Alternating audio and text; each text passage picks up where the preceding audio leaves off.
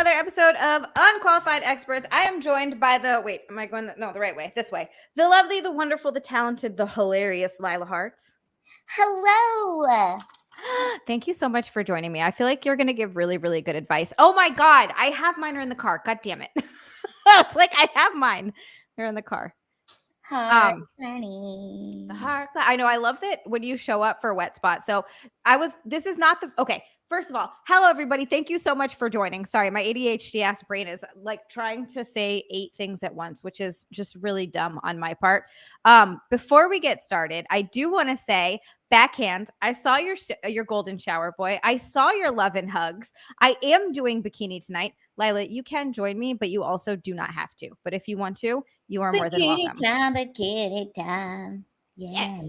It's been really fun to get back into a bikini because let me tell you, I have not felt like myself.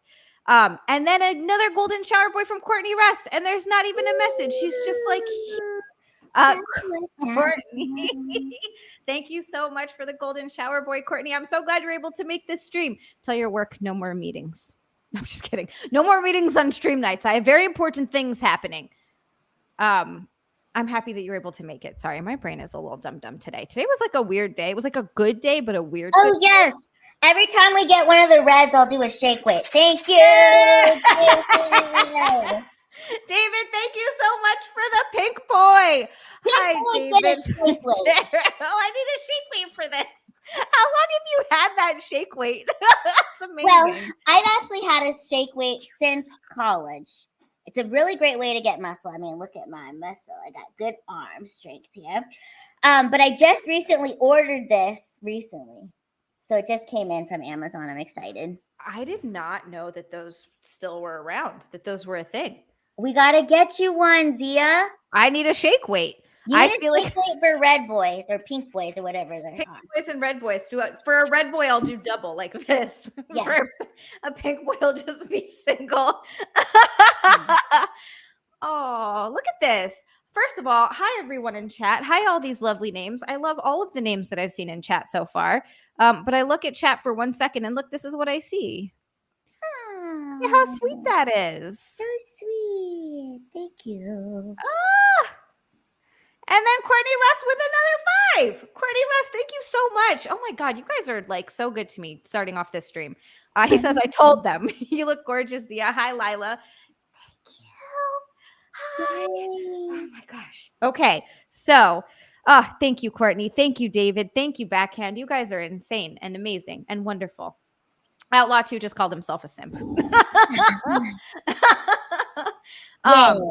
Okay. So, back to my original, what I was yammering about. I was going to say, and then I was like, wait a second. That's not my first time meeting you was at Chrissy's, like in person, was at Chrissy's wedding. Oh my gosh. That was the first time we met in person? That was the first time we met in person. And then you were just here in New York again for, how long were you in town for? I got in on Thursday. So Thursday, Friday, Saturday, Sunday, Monday, Tuesday, Wednesday.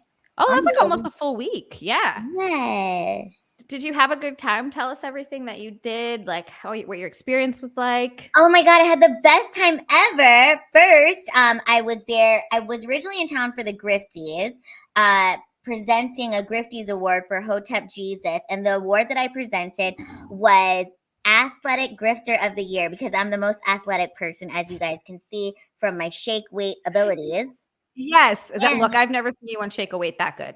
And Zia, did you know I'm actually a collegiate athlete, okay? You are looking at a collegiate athlete right here. I went to Washington State University, and I was a coxswain.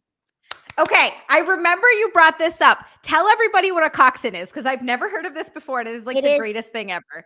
Coxswain, pronounced cox-in, that does not mean I did double penetration. No, it means that I was the small person in the front of a women's rowing team, and I steered the boat.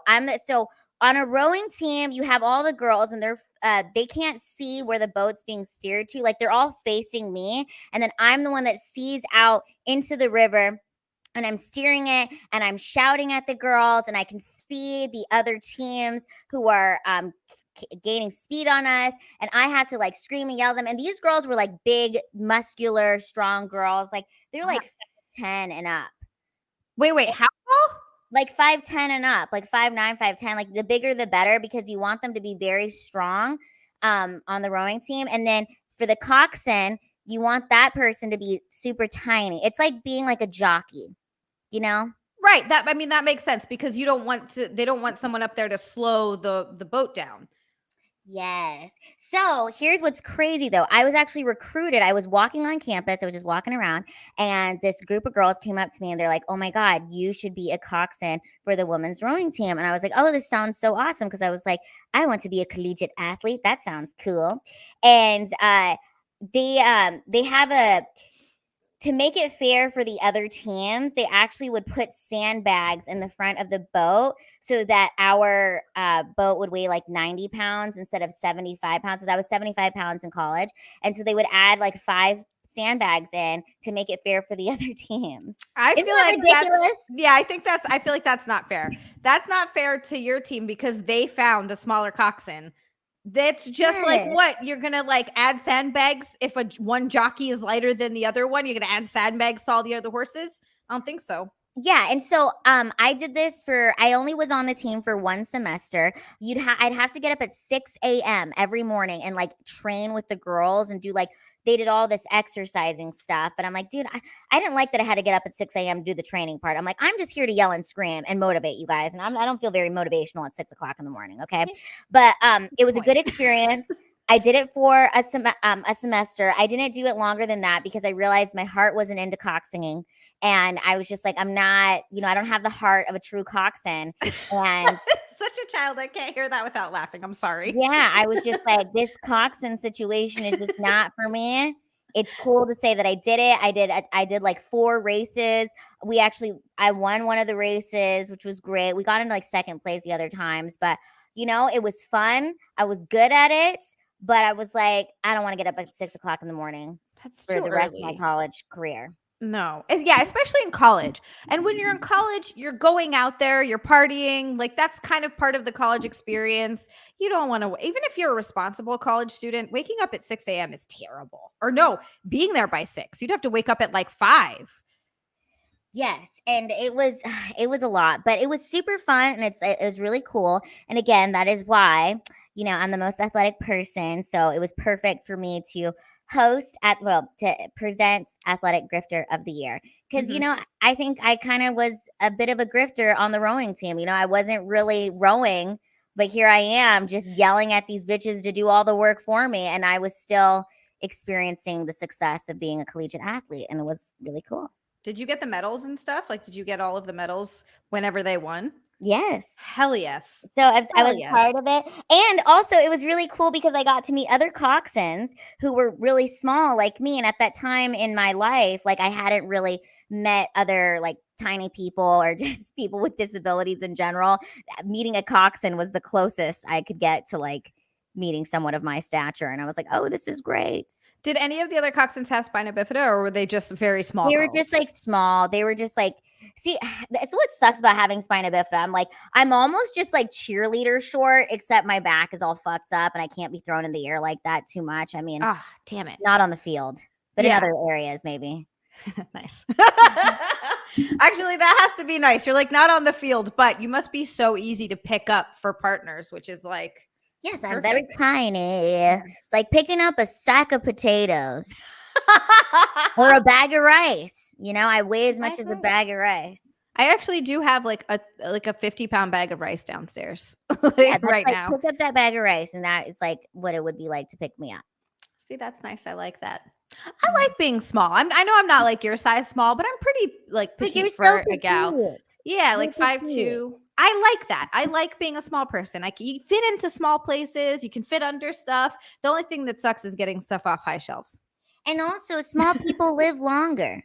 True. Our You know hearts don't that? have to pump as much blood. Yes. Mhm. I will outlive all of my enemies. Yes. And you know what they make now? They make grabbers. So we don't need to be tall. They've got those things that you just, it's like a, yeah, I need one of those. Exactly, Chris Thompson. Fun size. It's fun You size. are fun size. And who doesn't like a fun size little snack? Everybody loves a fun size snack. And I also feel like the older I get, the better it is to be tiny. You Yeah. know? I used to hate it when I was younger. It's one of like because Sure. I kind of grew to like 5-ish feet and then I stopped and then I like squeaked out another couple of inches. And when I was younger, I hated it. I was like, why couldn't I have been like 5'6"? I wanted to be like 5'6" or 5'7" because I just felt like I don't know, all those just tall. And then, but as you get older, you really do appreciate being petite more. Like I don't know, I like it. It's a lot. I don't know. I like I to be think a hobbit. though, in my next life, I would like to come back as 6'4". I think the extremes are fun. It would be cool to remember your life now and then as your next life come back at 6'4" because then you could be like, oh man, I remember being down here and now I'm up here. Like, I don't know. I feel like it'd be cool. Like those people that get, well, that's a whole other thing. There are guys who get their legs lengthened. Oh yeah, I've seen that. See, I couldn't do that because that like I already have the lengthened leg. Yeah, I your legs are like My legs are like the norm. Like I'm pretty sure we probably have the same size leg length. I just have a short torso, so it's really interesting. Like like somebody with dwarfism, if they sit down, Zia, they would be like the same height of you sitting down. Whereas like when I sit down, my head is like at the table right here. It's right. like if my back is short. Gotcha. So were you okay? I actually don't know that. I guess I haven't really known you for that long, but I never really had the opportunity to ask you. We'll do super chats in a second because now I want to ask you, what is spina bifida? Because I actually don't know that much about it.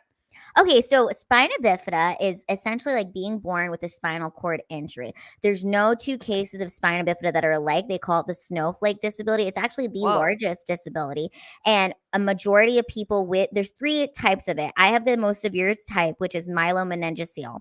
Okay. And most people with my condition are in wheelchairs and they can't walk because it affects your back. I have like paralysis in my left leg and foot. I cannot move my toes on my left foot. I've had like 12 major operations, 8 of those being back operations. I had all these operations under the age of 14.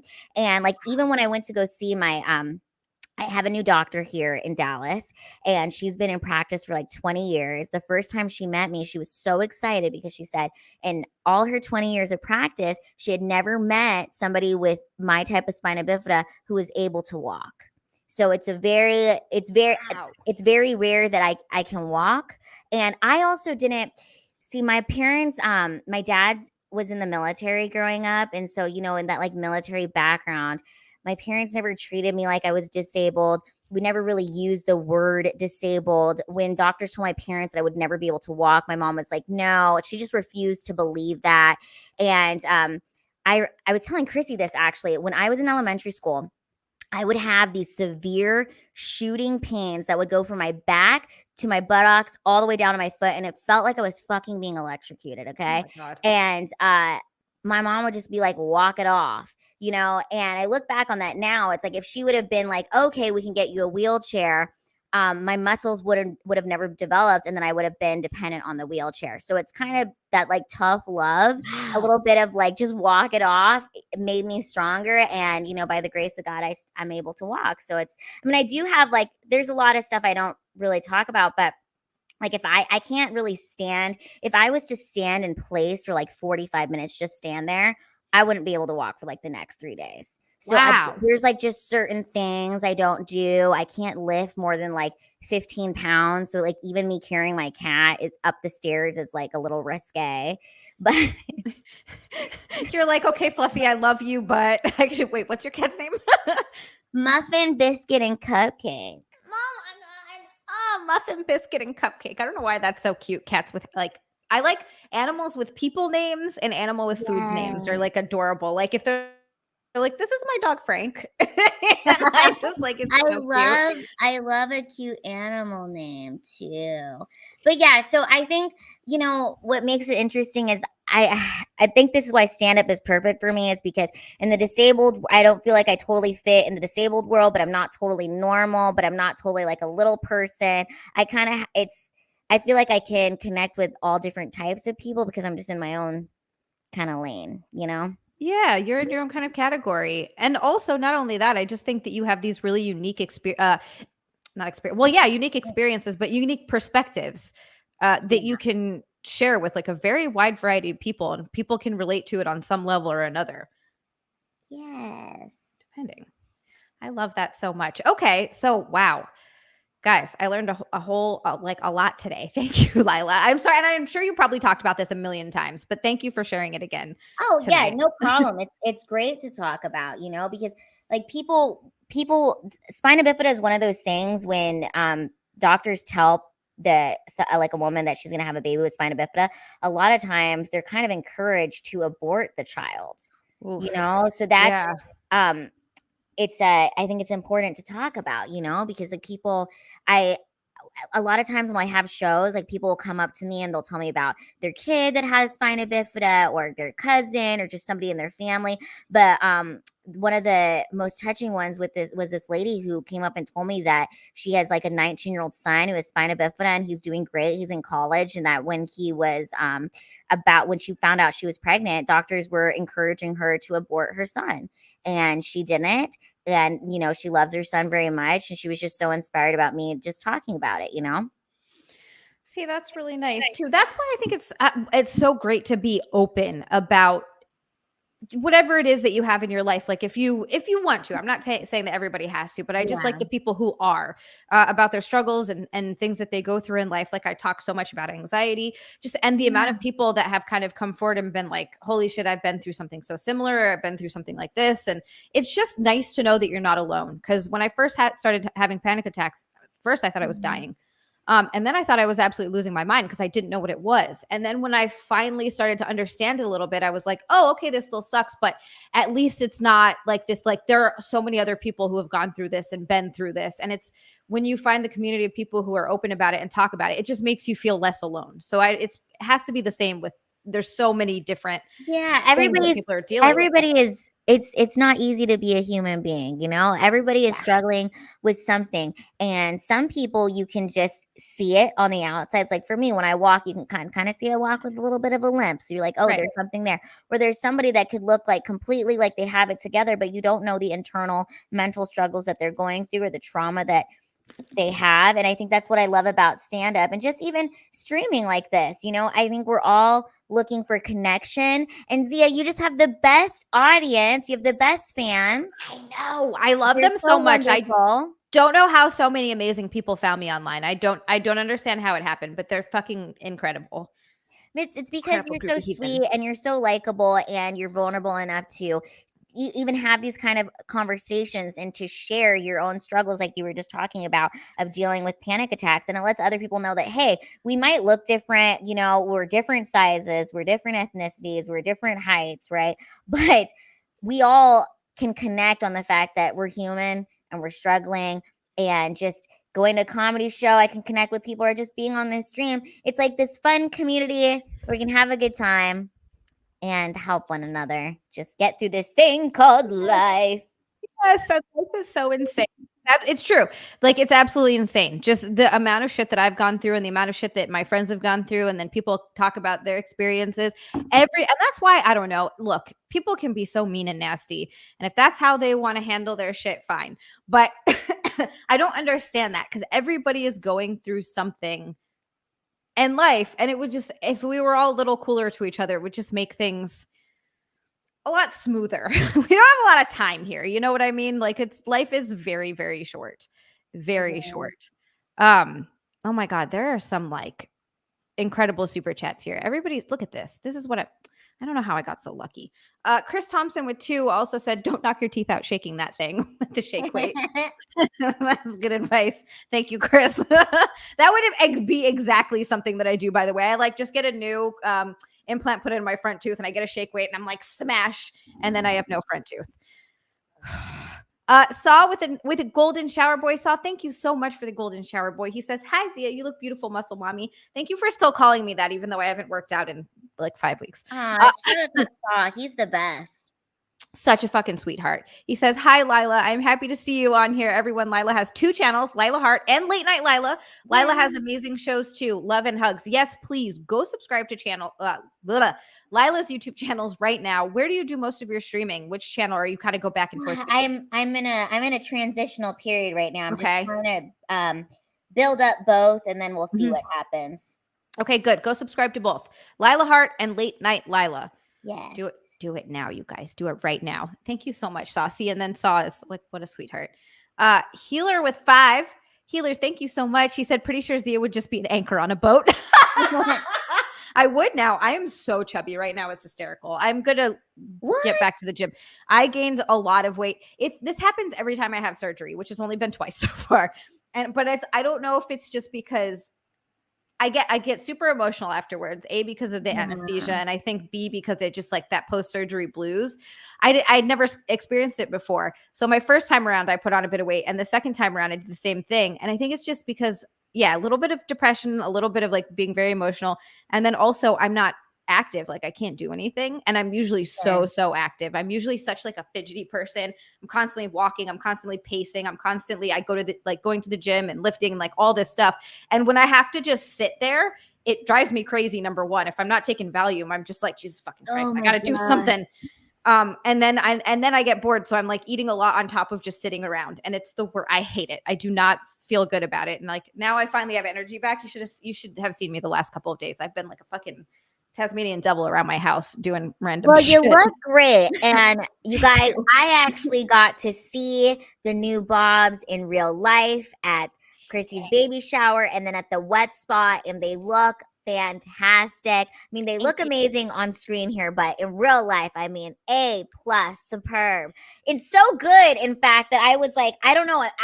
This is why I was late. I was like, should I stuff myself before the show? I had these pictures, and then I was like, why do I need to do that? I'm going to leave all the boob action to Zia. No one is here for my stuffage. They are here to see Zia's bobs. She got surgery for a reason. I don't need to do all this. So I took them out. Look, I'm just saying, if you want to stuff with tissue, I support your decision. That's all I'm saying. I have been there. I have been there. I was a part of the itty bitty titty committee for all of my life. All of it until recently. Good though, Zia. I think it's so great that, because it's like, I think you were really excited when you first got them done, and they looked great. But these are just like, they're like, boom. Bam. That's what I wanted. I wanted bam boobs, and my first time around, that's not what I had. They look so good. Oh my God.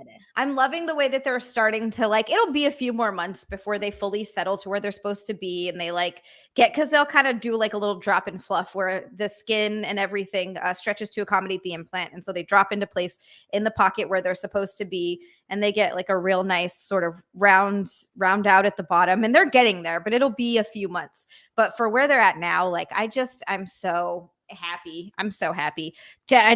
Captain Haruno, double D. I think you triple D. I'm getting into what is after D, F territory. FH. There's some big bobs. Chris Thompson for 5 said, not healer. She would be dual flotation devices. I got to see if these float. I can take them into water now. So I want to go into water and see if they'll float, because that would be kind of cool. Like if I'm ever stranded out at sea. Chris, thank you so much. And then 10, a golden shower boyfriend, Tricky. He says, so a coxswain shouts, stroke, stroke, stroke, stroke. Zia could use some direction like that. Stroke, stroke, stroke, stroke, stroke.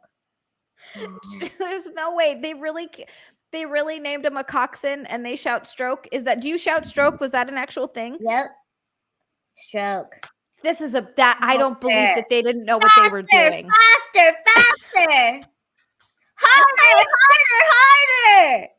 I don't believe that they didn't know what they were doing. Deeper. And by deeper, she means in the water with the rose. Yes. Get your minds out of the Don't be afraid to get wet, girls. Oh, I love it so much. And then backhand just gifted 5 XiaLand memberships. That's 5 new 5 new memberships. Oh yeah. That is 5 new heathens. This is very exciting. I love you guys so much. Thank you for supporting me. Thank you for supporting my channel. Y'all are just killing me. You're killing me. You're killing it. Killing me softly with his song. Killing me softly. Okay, do you want to find out the problems of the internet and we can try to give them advice? Yeah, this is my advice glasses. Ready. You guys, I immediately trust you. I'm immediately like, she looks like she's really smart. So all of your advice is going to be good. I am your therapist. All right, Lila. Yes, That's give me your problems. give me your problems. That's a sexy therapist voice. I like that a lot. Yes. All right. This guy said, I'm a 22-year-old and a male. And today, when I thought no one was home, I decided to get a little bit adventurous and jerk off on the porch. When I finished and went back inside with my phone and a bottle of lotion in hand, when I opened the door, directly in front of me was my mom's husband sitting on the couch. I was frozen. We were just staring at each other until he started laughing and asked what I was doing streaking outside. I didn't really know what to say. I just kind of walked off. After I showered and got dressed, I kind of tried to just own it and say I was being a little adventurous, as I thought no one was home, and tried to laugh it off. For me, it still feels really awkward. And if you were to tell my mom, I'm certain she wouldn't have the same reaction. So what do I do? Edit. The porch has sort of blinds on it where no one outside of the porch can see unless they were like in the yard really looking. Okay. So no one outside of the porch could see because there was blinds, but you could see from the inside. How do you think he should handle that? The porch, you guys. Well, he needs to get a job and move out. Get away. Because wait, how old is he? I love that Lila's like, I'm not even going to talk to you about jerking off. Why are you still living at home at 22? Just get out of there. Get out of there. And you won't have to deal with anybody. See, here's the thing. If you were the owner of that house and your parents were living with you and you were jerking off, you could be like, yeah, I'm jerking off because I paid these bills. And sometimes I need to jerk off on the porch and I pay these bills. So that's what I'm going to do. I'm going to jerk off on the porch in the sunlight, get some vitamin D. But when you are not the owner of that home and you're just out here jerking on someone else's property who have graciously allowed you to continue living there rent-free, then you need to leave. Jerking your gherkin. Yep. That's good. That is great advice. And I love the glasses for like, you're like, yes. But you're absolutely right. Okay. First of all, I think it's not that big of a deal and he should just own it. It's another dude. So like, whatever, just move on with your life. Like, yeah, it's going to feel a little awkward, but it's not that bad. The amount of times that your mom's husband probably jerked off in that house has been a lot. So you're cool. But second of all, yeah, I'm with Lila. Just get and also, he 100% did tell your mom about that. Like, yo, your son is out here jerking on the porch. Like, this is what he's doing. Maybe he needs to leave. He out here jerking it on the porch. Jerk in your bedroom. Why don't you just open a window and jerk in your bedroom? Yeah. That's a good way of like, oh, it's, I'm feeling adventurous. I guess if you're like really feeling adventurous, you could. Feeling adventurous? Motherfucker, stop lying. You was just jerking outside. Okay? He just wanted to cool off a little bit. You just didn't want to clean up a mess. So you thought you could just jerk off and spray it in the dirt. Maybe that's what he did. That's why I was wondering. Tricky said, did he clean up after or did he paint the porch? That's what I'm wondering. Was he like trying to jerk it through the little, like the little tiny cracks between the planks on a porch? There was this guy. That's not being adventurous. That is lonely. You need to get a girlfriend. He needs to get a girlfriend. Push-ups. Thank you so much. Push-ups for Teresa. Lila, expert at being an angel. And you met Push-ups on Monday. Yes, Push-ups is my buddy. Push-ups represents my Landslide Lila merch. Push-ups is the best. He's also, did you know that he is Chrissy's bodyguard?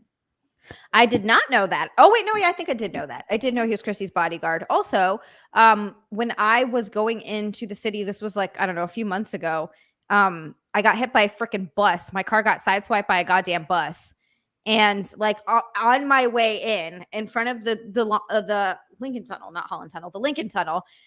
And so I had a flat tire. I had to drive on rim through the Lincoln Tunnel and to Compound Media. And I get there and Nick calls the insurance company. It's like a whole thing. We're on the phone with them for like an hour. I do make it onto the show. I was guest hosting because I forget what Chrissy was doing.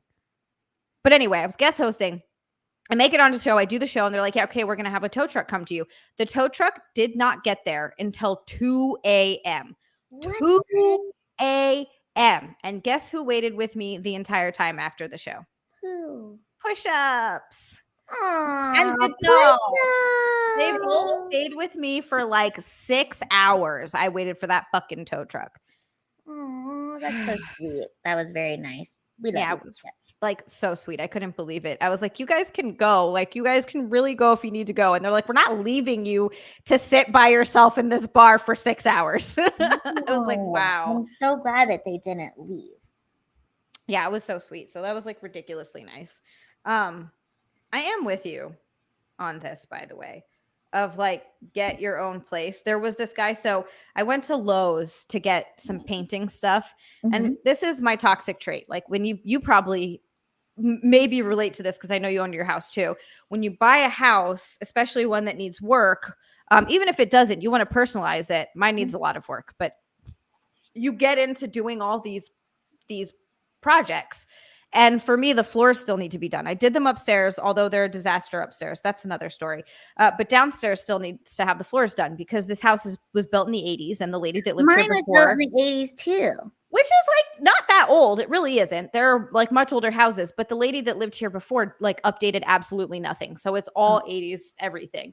So I'm trying to just like very slowly like update stuff as I go.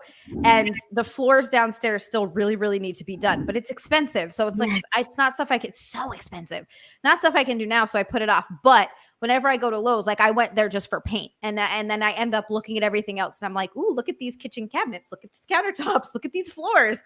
And I always get roped in because the guys come up and one of the associates came up to me and was like, hey, so we're doing free estimates that will hold for 6 months. So they'll come down and measure your floor and tell you how much it's going to cost and blah, That's blah, blah. nice. And I was, yeah. So I was like, screw it. Yeah, I'll get a free estimate just so I know, like, Yes. how much do I have to save up? How much is it going to cost to do the floors down here? You know, it's just LVP. It's luxury vinyl plank. I'm not getting wood floors or anything. Like, so anyway, he came out to measure, and I'm so chatty that I always end up talking to the people that come over. And this guy was telling me about his son, who's like 25 years old and still lives at home. And he's like, yeah, I want to, have him save up for his own house. I know things are very expensive now, but he complains sometimes. And he complained about having to buy beer. And I was like, just bring some beer home. And he's complaining about his son complaining. And I was like, because I just never had this life. Like I didn't have the option, I still don't, of like moving back in with my parents. And when I did live with my dad very briefly, he made me pay rent. Like there was no like, you can live here rent free and like eat all my food. I had to buy my own groceries. I had to pay rent, like bought all my own toiletries. I had a job. It was only for like 6 months. And so it's like I hear about these kids and I'm just like, this is insane. And then they're complaining and like some of these kids just have the most amazing parents who are like, yeah, live at home until you're however old, save your money, I'm gonna feed you, I'll do your laundry. And those kids always end up being such little shitheads. Not always, but a lot of the time. But a lot of the time, yeah. I'm just like, you guys. But okay, speaking of home improvements, so when you have a house, when you're a homeowner, there is like even if you were to buy a brand new house that is perfectly manicured, there is still like never ending things break down. You have to get things replaced. And because it's yours and it's yours forever, or until you decide to sell, there's just always something that can be improved. I mean, like Home Depot is a very fun place to go if you are a homeowner. There's love never it. ending things. We just got a new washer and dryer. Oh my gosh, Leah. I'm like living a very fancy life. And when I lived in Los Angeles, when we lived there, we always had to go to laundromats, to get stuff done. So even just having my own washer and dryer, and now to have the Rolls Royce of washer and dryers, I'm like, wow, I'm really living large. It's true. They do not warn you about the stuff that you get excited about as an adult. It's fucking hysterical. I got a new front door put on today. Oh, nice. Because my front door was a nightmare. That's a whole other thing. I'm not even going to get into it, but I got a new front door put on today. And like, the guy must have thought I was insane because I kept being like, it's so beautiful. I'm like, it's so shiny and nice. That's what the paint was for. I'm going to paint it. But I just was fucking, he kept giving me the funniest looks and laughing at me because I was just like, they don't tell you how exciting it is to like, but it's the little things. And same when I lived in LA, I can't believe we lived there at the same time. I am so upset that we lived in Los Angeles at the same time and we never met and we never hung out because I know for a fact we would have been friends. We would have hung out. Oh yeah. I'm very upset about this, but yeah, me too. It's okay. But yeah, same thing in living in LA. I also went to laundromats all the time, which by the way sucks because you get harassed. Everybody buy it's like it's so annoying. I hate going to the laundromat. And then I moved into an apartment at one point for the last like couple years that I lived there that had not a washer and dryer in the unit, but a washer and dryer like a little laundry thing in the building, which was like amazing. I was like, Wow, I only yeah. have to go up one floor to do laundry. This is amazing. Yeah, Yeah. that was a big deal. I remember me and Eric, we used to have to like load up. It would be like a laundry day. We have to load up everything in the car, go to the laundromat. It's like a whole day, and it sucked. Yeah, it's So, horrible. It's horrible. so look Stupid at us laundry. now, Zia. We're moving on up in the world. Yeah, I have a whole little like it's not really a room because it's just big enough for the washer and dryer, but it's its own space. I love every I time, have Lila, you're apples. eating. I love it. Do you have anything to dip them in? No, just apples. Just apples. Apples are amazing. An apple a day keeps the doctor away, I heard. Or you just throw it at him. Push-ups. Thank you so much for the super chat. That's 2 from push-ups. He says, not going to leave a girl alone in the at a New York City dive bar at 2 a.m. It was really nice of you to stay. I felt so terrible. I was like, dude, you guys, you can please leave. And they were like, no. It was very sweet. And 5 from Zia's Puffy Nips. Zia's Puffy Nips, thank you so much. I just love that screen, your profile picture so much. It's so funny. For your retail home improvement therapy addiction, beautiful lady. Thank you so much. That's exactly where that is going to go. That is going to go straight to like painting my door.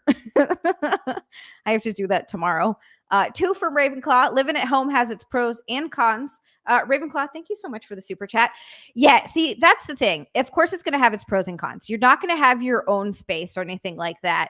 But the fact that you have a family that you want to live with and that is like cool with you living there and staying at home is just like such a big plus. And I know it definitely has a lot of cons and it has like there has to be things that drive you crazy, but I just want you to know how lucky you are that you have parents that love you enough to or like love you and support you and want you to have things in life. 18 likes. You guys like the stream. David, thank you.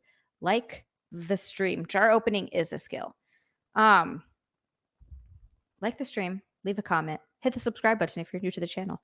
I'm only 500 away from 8,000 subscribers. Let's go. Lila, you're at 4. Oh, Saw, thank you so much for the super chat. That's 5 from Saw. He says, Lila, you're at 4.14K subs. Oh, that's so cute. Oh my God. Thank you, Saw. You see that, Saw? You are so funny and you're nice too. And Lila's members are called Sweethearts. And I was Lila's first super chat. Oh my God. I love that so much. Okay, 82 now. Let's go. 82. Hit that button, you guys. Oh my goodness. And Slosher. And Slosher. And Slosher with an orange boy. Slosher, thank you so much. That is we're like super close to Bikini. Orange boy. Orange boy. Orange boy. I feel like that needs like one shake weight. Oh yeah. Oh, hi, Johan. Yeah. Slasher, thank you so much. She said, girls these days are going to hardware stores to find a man. Zia goes to find contractors to get free estimates. Slasher, you're not wrong. Oh, no, they're trying to get rid of I hope not, Tricky. That's so annoying. That's Slasher, you're not wrong. It's so true. I'm going there. If you're gonna give me a free estimate on something and it's a home improvement thing, you bet your sweet ass that's actually probably a good way to get a Zia. It's like hey, I'll give you a free estimate on your floors. You free later? Yeah. I'm like, no, I'm joking, but that's hilarious. Yeah, that's exactly why I'm going. And also, I'm obsessed with paint colors and interior design. It's gotten out of control. Like that's what happens. You get a place and suddenly you're like, ooh, I like this and I like this and I like this. Did you paint rooms? Yes, I painted the whole place, but there's still painting that needs to be done. The ceiling needs to be painted. There's like a few. This was like a new recent thing where I put up I didn't do it. Someone did it for me because I'm not that fucking skilled. Put up this like board and batten type thing. I forget exactly what it's called, but this trim and then painted over it. But I've got a couple spots that I want to do. I want to do like an accent wall in the bedroom. I'll get there. It's slow. It's so nice. I love your studio setup. Thank you. I had to do something because it's not like a normal setup or a lot of people's setups where you have the camera and you're closer to the camera. Like I'm so close up to the wall. I couldn't really put anything back here because you wouldn't see most of it. All you see is this one tiny little corner. So I was like, I have to create kind of a vibe back here, but without it being,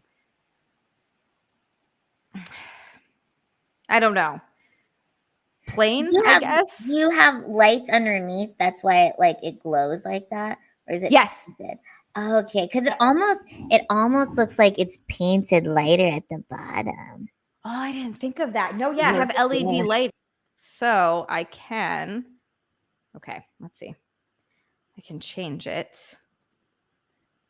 Oh, no, my Bluetooth is on. What the hell? Oh, you son of a bitch. It usually connects no problem. Because I can, okay, no, it is. It's right there. Okay. So I can change the color. Wow. And it can be. Oh, it looks like it's painted. I love it. Wow. That's cool. So that was kind of, I just wanted to like create a little bit of a vibe. Oh my God, this next problem is going to be fun when we get into that. We'll get into that in just a second, but I do want to very quickly thank Tricky. Yay. Tricky with another orange boy. Tricky, you get shake weight too. Yeah. For shake weight. I'm doing a pretend shake weight. Nobody edit a dick in here, please. Thanks. Tricky, thank you so much for the orange boy. He says home improvement stores become like crack dealers when you're a homeowner. Oh, I can use that. That would look great. All the things, so little money. Oh my God, Tricky, 100%. Yeah, I can't even go into them without that. That's my toxic trait. I go in and I'm like, I can't afford to do any of this stuff, but I go over there and I rub kitchen counters and I'm like, ooh, look at the colors of these cabinets. And then that's what happens. And they walk up and they get me because they're like, this girl's an easy mark. Let's fucking tell her there's a free estimate. And then before you know it, I'm not going to do this. I promise to God. I'm not going to get into more debt to do the floors downstairs. But see, I can't words. Can't technology has trouble with stairs. Hey, Johan, that all might be true, but I have delightful breastises. Breastises. Thank you so much, Tricky. That's exactly what happens. Hi, old nerdy.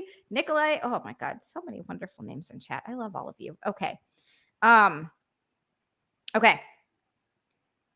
So I work at a hospital and I am the assistant of the manager. I need 2 years of experience before I can become a manager myself.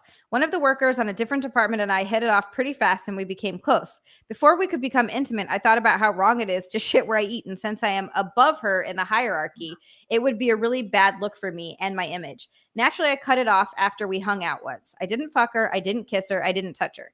Now, after a couple of weeks, she told everyone that she is pregnant and she is unsure if I am the father because I could be. Now the rumors took off and I couldn't stop it and I don't know what to do. When someone talked to me about it, I said that it can't be, but I'm the new guy here and everybody in her department already made up their mind that I fucked her. Why would anybody do such a thing? I don't understand. Do I confront her? Do I just let it die down? She isn't working here anymore, by the way. Oh, God. So he didn't actually sleep with her? No, he says he doesn't. He's saying he didn't sleep with her. He didn't kiss her. Well, that was his mistake right there. You should have fucked her. She was going to say it anyway, huh? Yes, she was going to say it anyway. You should have did it. But here's the thing. If she's crazy enough to say this shit, even though they didn't bang, you think she'd be crazy enough to be like, oh, I'm on birth control, or like poke holes in the condom so she actually does get pregnant? Yeah. All right, Russell is smart in the butt. Yep. In the butt. Should have just done anal.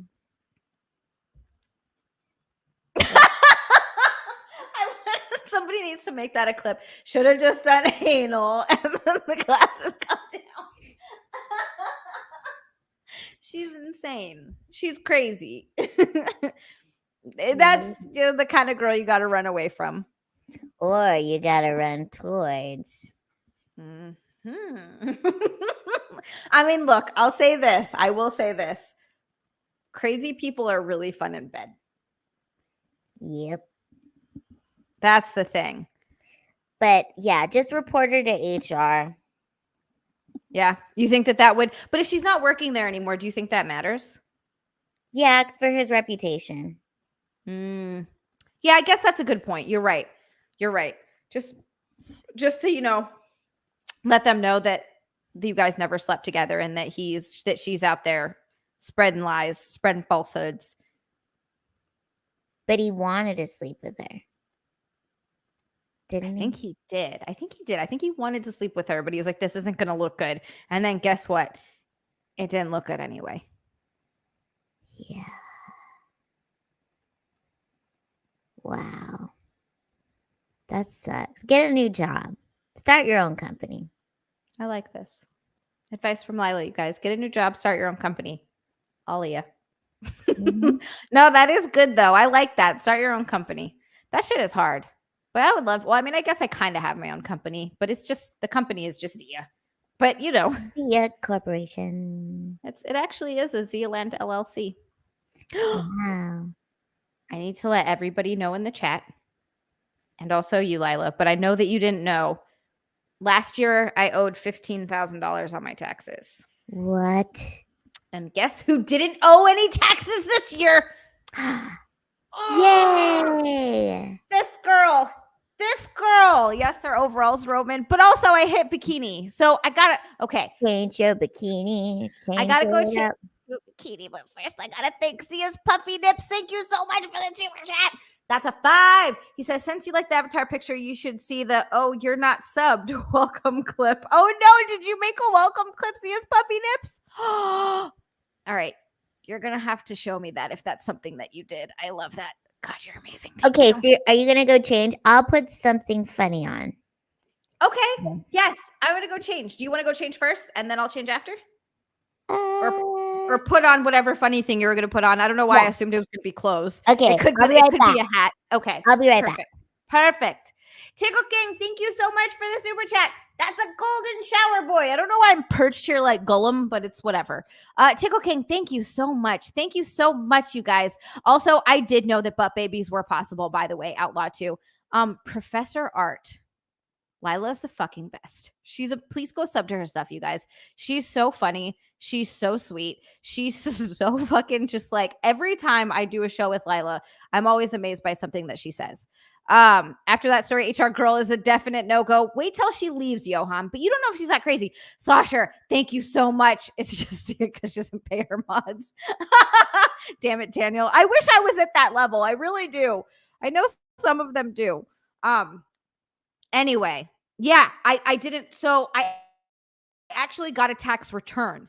However, that's going to go towards the state. That's going to just pay the state taxes. But I don't owe anything this year, which is like, I can't even tell you how unbelievably fucking relieved I am. Usually the last 2 years, I owed a fuck ton of money. Like I remember, what advice for homeboy that got, do you have advice for a homeboy that got magnetic beads stuck in his bladder? Outlaw 2, therapy. Please, for the love of God, get some fucking therapy so you can figure out why the only thing that can make you come is shoving fucking vibrating beads up your pee hole, because that's something you have got to figure out. They're all crazy, stares at the screen and glares. Hi, Jeff. Hi, everyone. Old Nerdy. I wanted to message you, Old Nerdy, but today got like ridiculous. Was it 9:06? Okay. With like taxes and grocery shopping and then making dinner. I like barely made it onto stream in time, like barely. But I'm just like, Roman King, I'm so happy. Because last year, so the year before that, I owed like almost 10,000. Last year, I owed 15,000, which like added to all this debt that I had. And it just was, last year was one of the most stressful years of my entire fucking life. No, Russell, thank you so much for the super chat, by the way. I do file quarterly. It was my first full year as an LLC. And the year before that, I had my estimated taxes weren't as much as I ended up making more. And so I owed another 15,000 on top of my estimated my like taxes that I already paid, my quarterly taxes that I already paid. It was insane. So yeah, taxation is theft. Exactly. I didn't owe tax. I was being robbed. You guys know how I feel. Y'all know how I feel. I will go on a tax rant, and y'all know how I feel about taxes. But anyway, just the fact that I didn't owe this year is like I like oops. Hit that like button, subscribe, share the stream. Thank you, sir. Thank you, sir. I'm back. Lila Bunny is here. I got bunny ears. That was my big surprise. I like it. You look adorable. Do they have sparkles on the Yep, inside? my sparkly bunny. I love it. Okay, I'm gonna go change into bikini and I'll be right back. I'm gonna leave you with these heathens in chat. They're a Okay. wonderful group.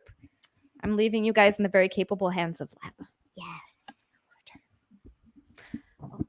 Hello, everybody.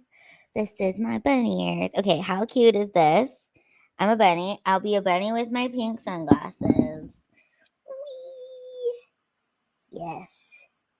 It's bunny time. If you guys are going through anything stressful, tell me about it in the chat and I'll solve your problems, okay? How do I feel about dogs? Well, you guys know I am a dog eater. I love hot dogs. I love dog meat. Dog meat is delicious. Hello, Fun with Dirt. Hello. Oh, yeah. What color bikini do you guys think that Zia is going to emerge with? Someone in here, Captain Haruno, says blue bikini. I think she's going to come out with red.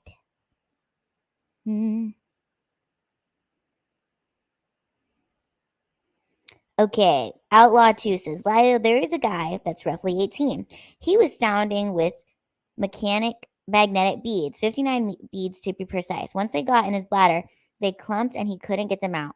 What advice do you have? Go to the emergency room as soon as possible because that sounds like a medical situation that I am not qualified to help you with because I am not a doctor. But I do know that you should go to the emergency room if you can't pee. You should do that. Okay. Oh, look at my cup, you guys. Look how cute my cup is. I got a little raccoon. Zia said she loves raccoons. Look.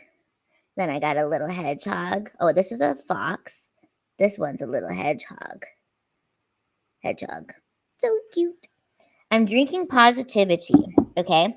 And the positivity has little quotes on it like this. I'll read it to you. The first one says, breathe in peace and breathe out blessings to all. Okay. Next one says, the purpose of life is to know yourself, love yourself, trust yourself, and be yourself. Wow.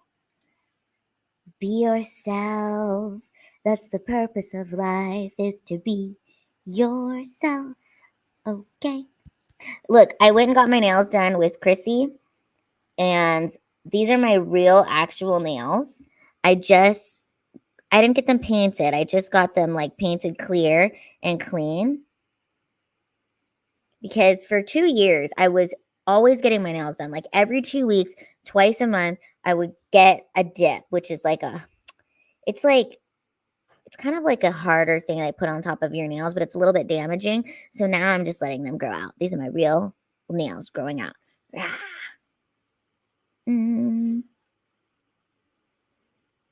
I actually saw an armadillo once when I was on my hike in my neighborhood. There was an armadillo, and it was so cute.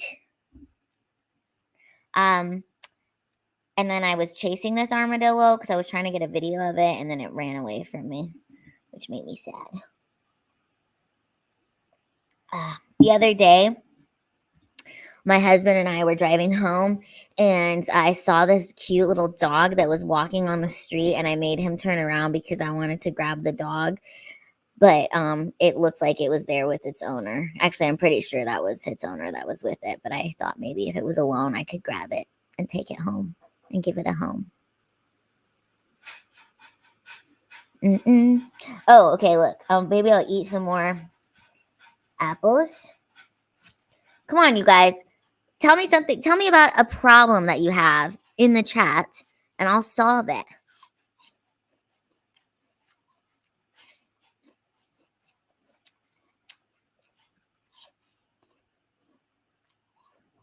Want me to sing you a song? What kind of song? Let's sing a song. A dream is a wish your heart makes when you're fast asleep. In dreams there can be no heartache. I don't know the rest.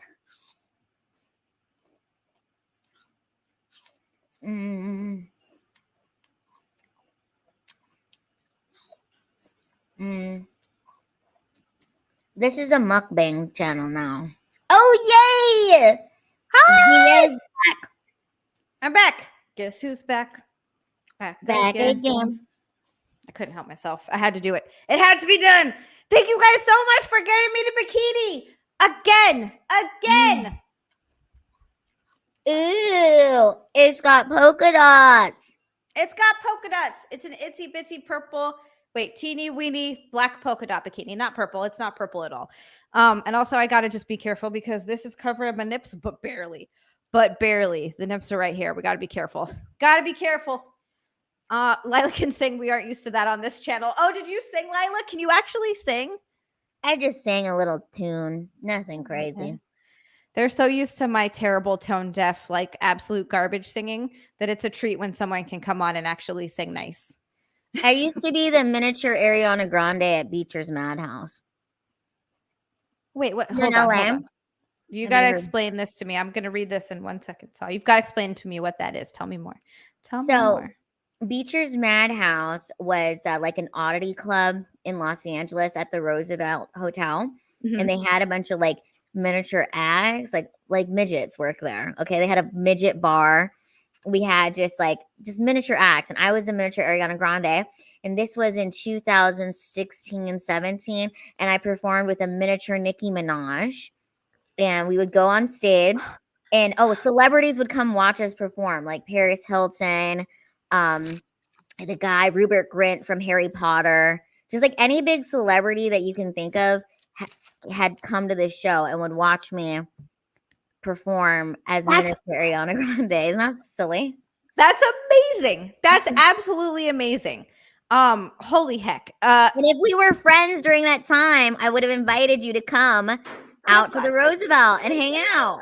Okay, so you legitimately sing, like you're an actual singer. I mean, it's just like a little bit of singing. Sometimes it'd have the music over. It's not crazy. I can sing karaoke and be in tune. The fact that you can sing is already like that's a big deal. That's musical. I think you're playing it down a little bit, Lila. I think that you could probably I think you sound amazing. Thanks. Yeah, seriously. Thanks, do you want to help me choose Tickle King's dinner tonight? I get to choose his dinner every night that I stream almost. Oh, yes. What is he going to have? What are the choices? All right. Tickle King, you hear that? What are your choices? He'll type it in and we'll help him pick whatever. Either the choice. Yeah. Are you cooking tonight? Sometimes he cooks. Sometimes he goes out. So it'll be fun either way. Saw, thank you so much for the 5. Thank you for the super chat. Saw also keeps track of all my notes. Look at this. He knows. Bikini show 65 in a row and 125th bikini. You guys are so amazing and so good to me. Thank you so much for getting me to 65 bikinis in a row.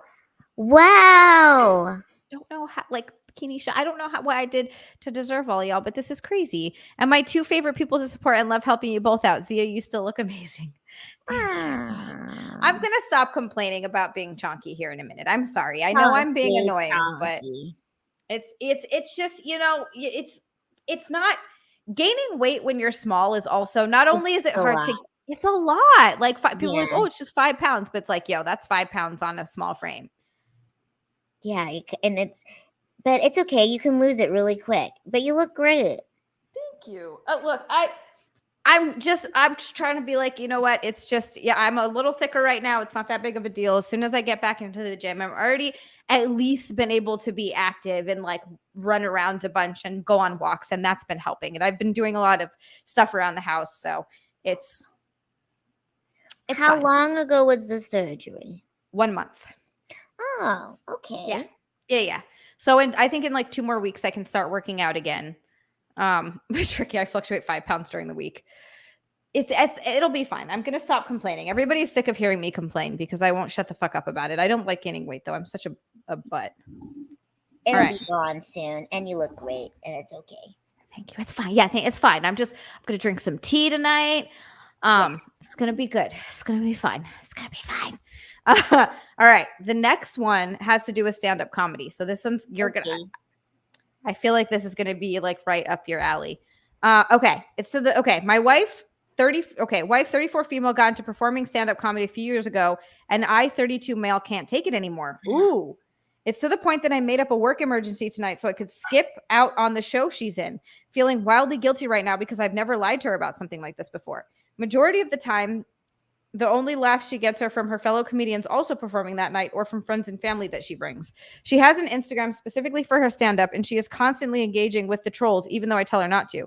Important point. My wife is freaking gorgeous. So a lot of the negative comments on Instagram are things like they're only laughing because you're hot. I'm rambling. It's been years and her performance isn't improving. She does mostly open mic or shows with only 15 or 20 people in the audience. She doesn't make money. She isn't taking any one-on-one coaching or classes like I've gently encouraged. I just can't keep watching her bomb every other weekend, and I'm tired of her engaging with random weirdos on Instagram. How the heck do I tell my wife she sucks at her new passion? How the heck do I help my wife improve her skills if she isn't willing to put the work to make those improvements? Oh boy. Okay. Wow. That one's a lot, but look, I got these. That was a lot. Oh my God. Please tell me what that is.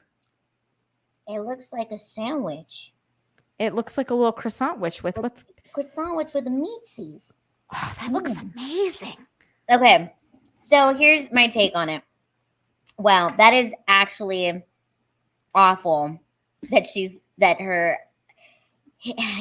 sucks her because it'd be one thing if she was hilarious and he's like, wow, she's like really good and I'm enjoying this, but it seems like he's cringing at going because he doesn't think she's funny. Yeah, that's exactly what it seems like. Like he doesn't want to go watch her anymore and he's tired of watching her talk to trolls online. This is the tough thing. It's like having a partner that doesn't support your goals and passions is a recipe for disaster in any relationship. This is a tough one because he actually legitimately doesn't think she's good, but she keeps doing it. Look, here's the thing. He doesn't have to go to them. He can just say, look, I think it's better for our I think you do have to be honest to an extent. It's better for our relationship if maybe I don't go to these things and you don't talk to me so much about like engaging with trolls online. Like if you do it, just maybe keep it as your own separate thing for yourself. My best advice there. He doesn't have to go to every show. No. I think I would actually hate if my partner came to every show. No, he doesn't have to go to every show. And it's her thing she likes to do. Let her do it, but he doesn't need to go to every show. Yeah. But I think he needs to be honest with her and at least tell her, it's not that I don't love you and don't want to support you. I just feel like maybe I need to. I think someone in the chat actually said it. Slosher, yeah. Support from a distance. Honestly, no. I think he should tell her that she's extremely good.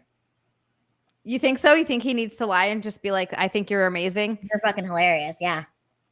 Okay, I'm curious because you're a comedian. Why do you think that that's a better route to take? Because I don't do stand-up. This is not even comically. This is like marriage related. Does he want to stop getting laid? All right, that's not a bad point. That's not a bad point at all. You really think the best route here, Zia, is to be like, you suck? I'm not saying that he has to say that she sucks. Just saying that maybe that I'm not. Nah, don't tell her. Just continue to just write in. We'll be your pen pals. You can tell us about your sadness, but don't say that to her.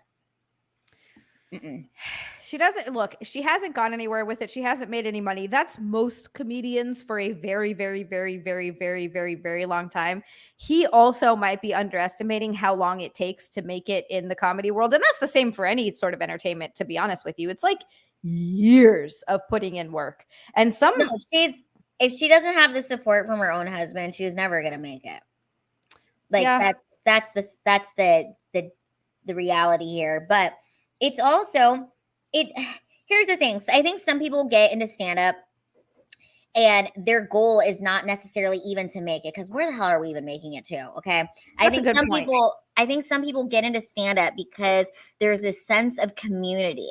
There's this sense of like you're getting together with a group of people, and they're in every city there's like a comedy scene, right? Like if you were to say, I was just on this forum, not forum, it was like a Facebook page, and somebody was like, who's the top female comedians in Dallas? And they listed out 10 of the top female comedians in Dallas. And I wasn't on that list, but it just made me laugh because it's like, oh, it's not about, they're not looking, they're like, who's the top comedians in the scene that everybody likes and hangs out with? You know, it's this hierarchy of, it's not even necessarily about being funny. It's just the people that hang out the most, the people that are around the most. Because if you, what he wrote in there was, oh, she's only getting laughs from other comedians and from friends and family that she brings out. And sometimes you don't know what kind of show she's on. She might just be doing bringer shows. And a bringer show is you're only booked based on how many people you can bring out to the show. Yep. I've heard of those. That's a lot of shows. So, yeah, you know, it's like, and so again, some people want to be like the number one person in the scene, and they're like the cool person in the scene, but they're not necessarily ever going to make it mainstream. But it's not about that for them. It's being part of this club, and they'll do their weekly shows, or they'll post their little flyers. They're like, oh, I have 5 bar shows this week. But like, you know, comedy is a long game, and if you're really in it and you really love it, I encourage anyone to get on stage and to try it, because theoretically, right, anybody could do it, but doesn't mean that everybody's going to be good. I think the thing that's sad is that, you know, her husband doesn't think she's funny, and then also when they're like, oh, the trolls are saying people are only laughing because she's hot, and it's like, okay, but if she's really into this and she loves it and she can stay committed to it for the next 15 years, like she will get better. I do think that if you stay committed to something and you work hard enough and you actually like can continue to, like, she could get better, but it's all going to be up to her. And I do think he's right. Like, forget about the trolls. You're going to have trolls no matter what, but focus on the positive people. You could, I've seen people who are straight up fucking hilarious, and trolls talk shit about them too. Like, and I'm sorry, I know to an extent comedy is subjective, but at the same time, there's just greats that are unequivocally great. Like the Dave Chappelle's of the world and the fucking, George Carlin's of the world, like comedians like that. But I have seen people talk mad shit about them too. It doesn't matter how good you are, how amazing you are. There are people that are out there that are just going to fucking hate you. And that's just how it is. They're going to absolutely hate you. You have to ignore them. You have to. Otherwise, you will never make it anywhere or do anything in your life. If everybody stopped doing things based on what other people said, no one would do anything. There would be no art. There would be no fucking buildings. There would be literally nothing. Yeah. Well, that's an interesting point. Tricky says she will. Tricky, thank you for the super chat. She'll only get better if she faces that she's bad. Do you think that she doesn't know, though? That's the thing. Yeah, she doesn't know she's bad, actually. Like, I don't know if one-on-one coaching is also the thing to do in comedy. Lila, you might have more to say to this. Like, do you think one-on-one coaching? I've always heard that like going to comedy classes is like a big joke. Yeah, I never took a comedy class. Yeah, like that's not something. That's not what I did. And I'm one of those people too, Zia, like, you know, where I used to like, remember when you did you ever go clubbing back in the day, going to a club? Not like really. that's like not a thing anymore. But like I remember I'd be in line to go clubbing, and I would always end up with a group of people around me, and I'd be just telling a story about something that happened in my night or my day or just like whatever. And on multiple occasions, people would say, oh my God, or what are you, like some sort of comedian? And people would always ask me if I was a stand-up comedian, but it hadn't occurred to me. It's like, oh, stand-up comedy is what I should do. And I do remember one time I was on the phone with my mom. I was like at an airport, and I told my mom I was like traveling for like a work event. I used to work in digital advertisement, And I told my mom, I was like, you know what my dream job would be? I was like, if I could just be talking to people, because I just love to talk to people. I would make friends with people I met on an airplane. Because yeah, this weekend, 11 years ago, I flew to Vegas, okay, from Seattle. I was going there for spring break to meet my friends. And I remember my flight was going to land like really early. Like I was going to get there at like 2, and my friends weren't going to get there till like 10 p.m., okay? And I wasn't going to have access to the hotel till 10. So I was like, oh, I'll just fly to Vegas and I'll figure it out. And I remember I get on the plane. It was a Southwest plane. And this girl is like, I become friends with her in line, and she is flying home after being in like rehab for some period of time in Seattle. And she's flying home to like see her family. And we sit next to each other and we become friends. And she's like, oh, you could just come over to my house and hang out with me and my family. And then we'll just take you to the hotel to meet up with your friends. So her parents come and pick us up at the airport. I had just literally met her, right? They take me back to their house in Vegas. It's like a beautiful home with a beautiful pool. Like we're swimming in the pool. Her parents take us out to dinner and they're like, wow, Lila, we're so happy that our daughter like made such a good friend in Seattle. She like told them this whole elaborate story of how like I met her in Seattle, which we literally just met on the freaking plane. And then, wow. Then her and her sister dropped me off to the hotel because my friends had just landed. And this was the coolest part. I remember I was getting out of their car and my friends were getting out of the taxi at the same time. And I'm all like ready and dressed to go. And they were ready and dressed to go. We were about to go out to a club. And they're like, oh my God, Lila, like, where have you been all day? And I was like, I just made a friend. But I've always just been like that. And that's an energy that you give off. And when did you start doing stand-up? When I was 24. Okay. So I'm 8 years into stand-up. So I'm 32 now, which is crazy. Okay. But my first stand-up show was, I started in Los Angeles, which is a very weird place to start. Usually people start in their hometown and then they move to LA, but that's not what happened to me. I started in Los Angeles. My first open mic was at a comedy club called Flappers. I remember I dressed up. I wore this gold dress. I called in early and I'm like, asked about the open mic. I came in 2 hours early and like sat there. One of my first jokes was about weighing as much as a sack of potatoes. And from the first moment, I just did a 3 or 4 minute set. I was absolutely hooked. And I just went to like 4 open mics a night. And remember the following week, I went to the Comedy Store on Sunset. And I was like, okay, I'm not going to tell them I've only been doing comedy for a week.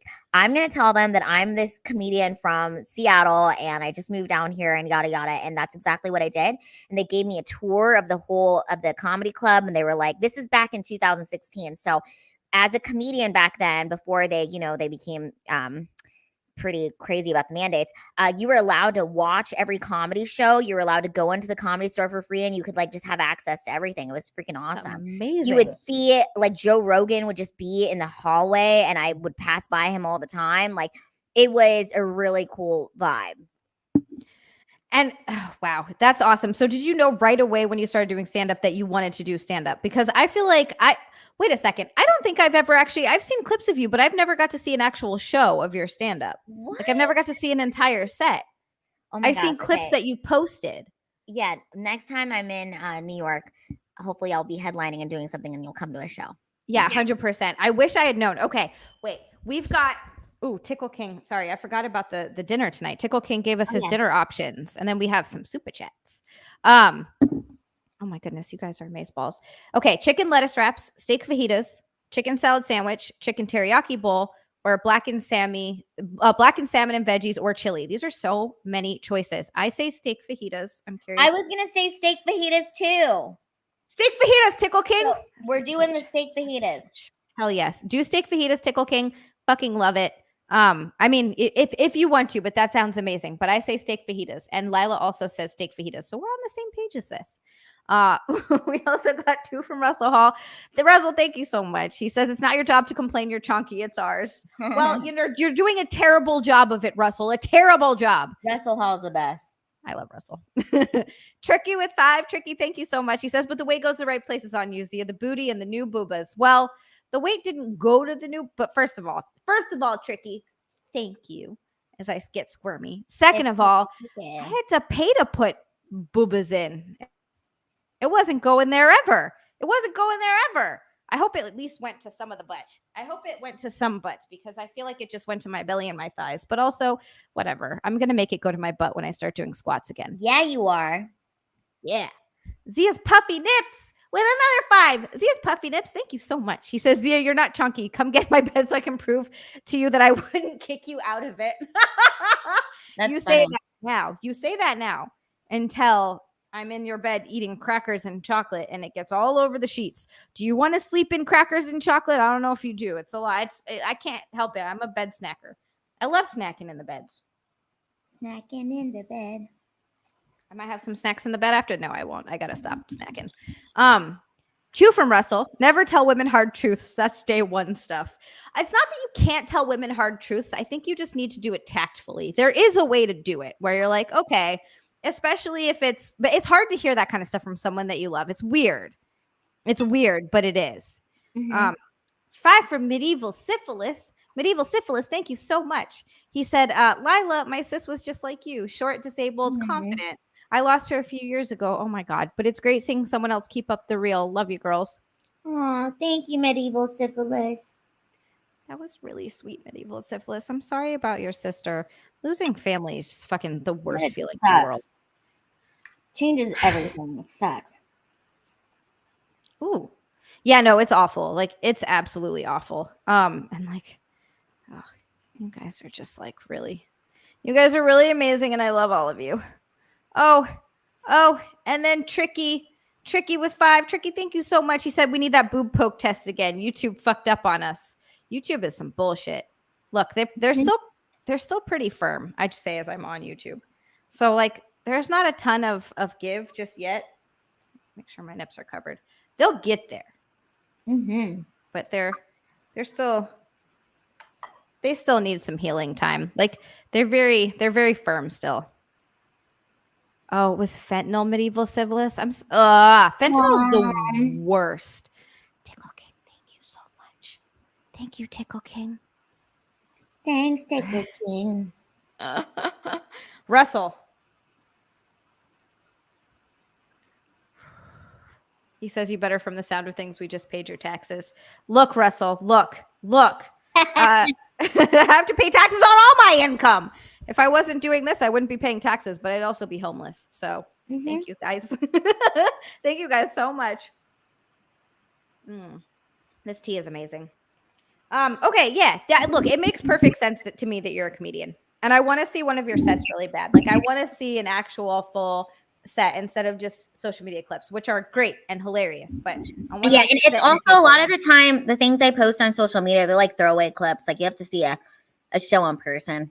You would love it. You would love it, Zia. And I would. And you know the thing I love about stand up the most too is it's like, you know, it's just you and the microphone and that's it. And even when you're watching like a video of someone stand up, it's not the same as being in there. And even in a video, things can be taken out of context where it's like when you're in real life in person, you know someone's intent with a joke. And I feel like it's the last place where we're truly supposed to have freedom of speech. You know what I mean? And like, at the end of the day, it's like as comics, we're supposed to be pushing the boundaries and testing the limits. And I feel like social media has kind of changed comedy a lot too, because people are really trying to make a lot of clips go viral online, but it's not the same as being in person. So thank you to everyone who comes out and supports live comedy. I know a lot of you who are in this chat have come to shows that I've done with Chrissy Mayer, the great Chrissy Mayer. I have been her feature for the last 2 years, and it's been amazing.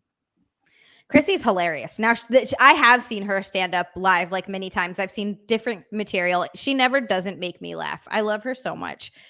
It's so nice to be able to go out and actually support your friends. And that's one of the amazing things about the comedy community is that you do often have the opportunity to do that because comedians travel. They go to, so even if like you're, Lila, you're my friend in Texas, although damn it, I'm so mad that I wish I had known that you were out here because I would have 100% gone. Know, but like, I had like my own room. We could have hung out.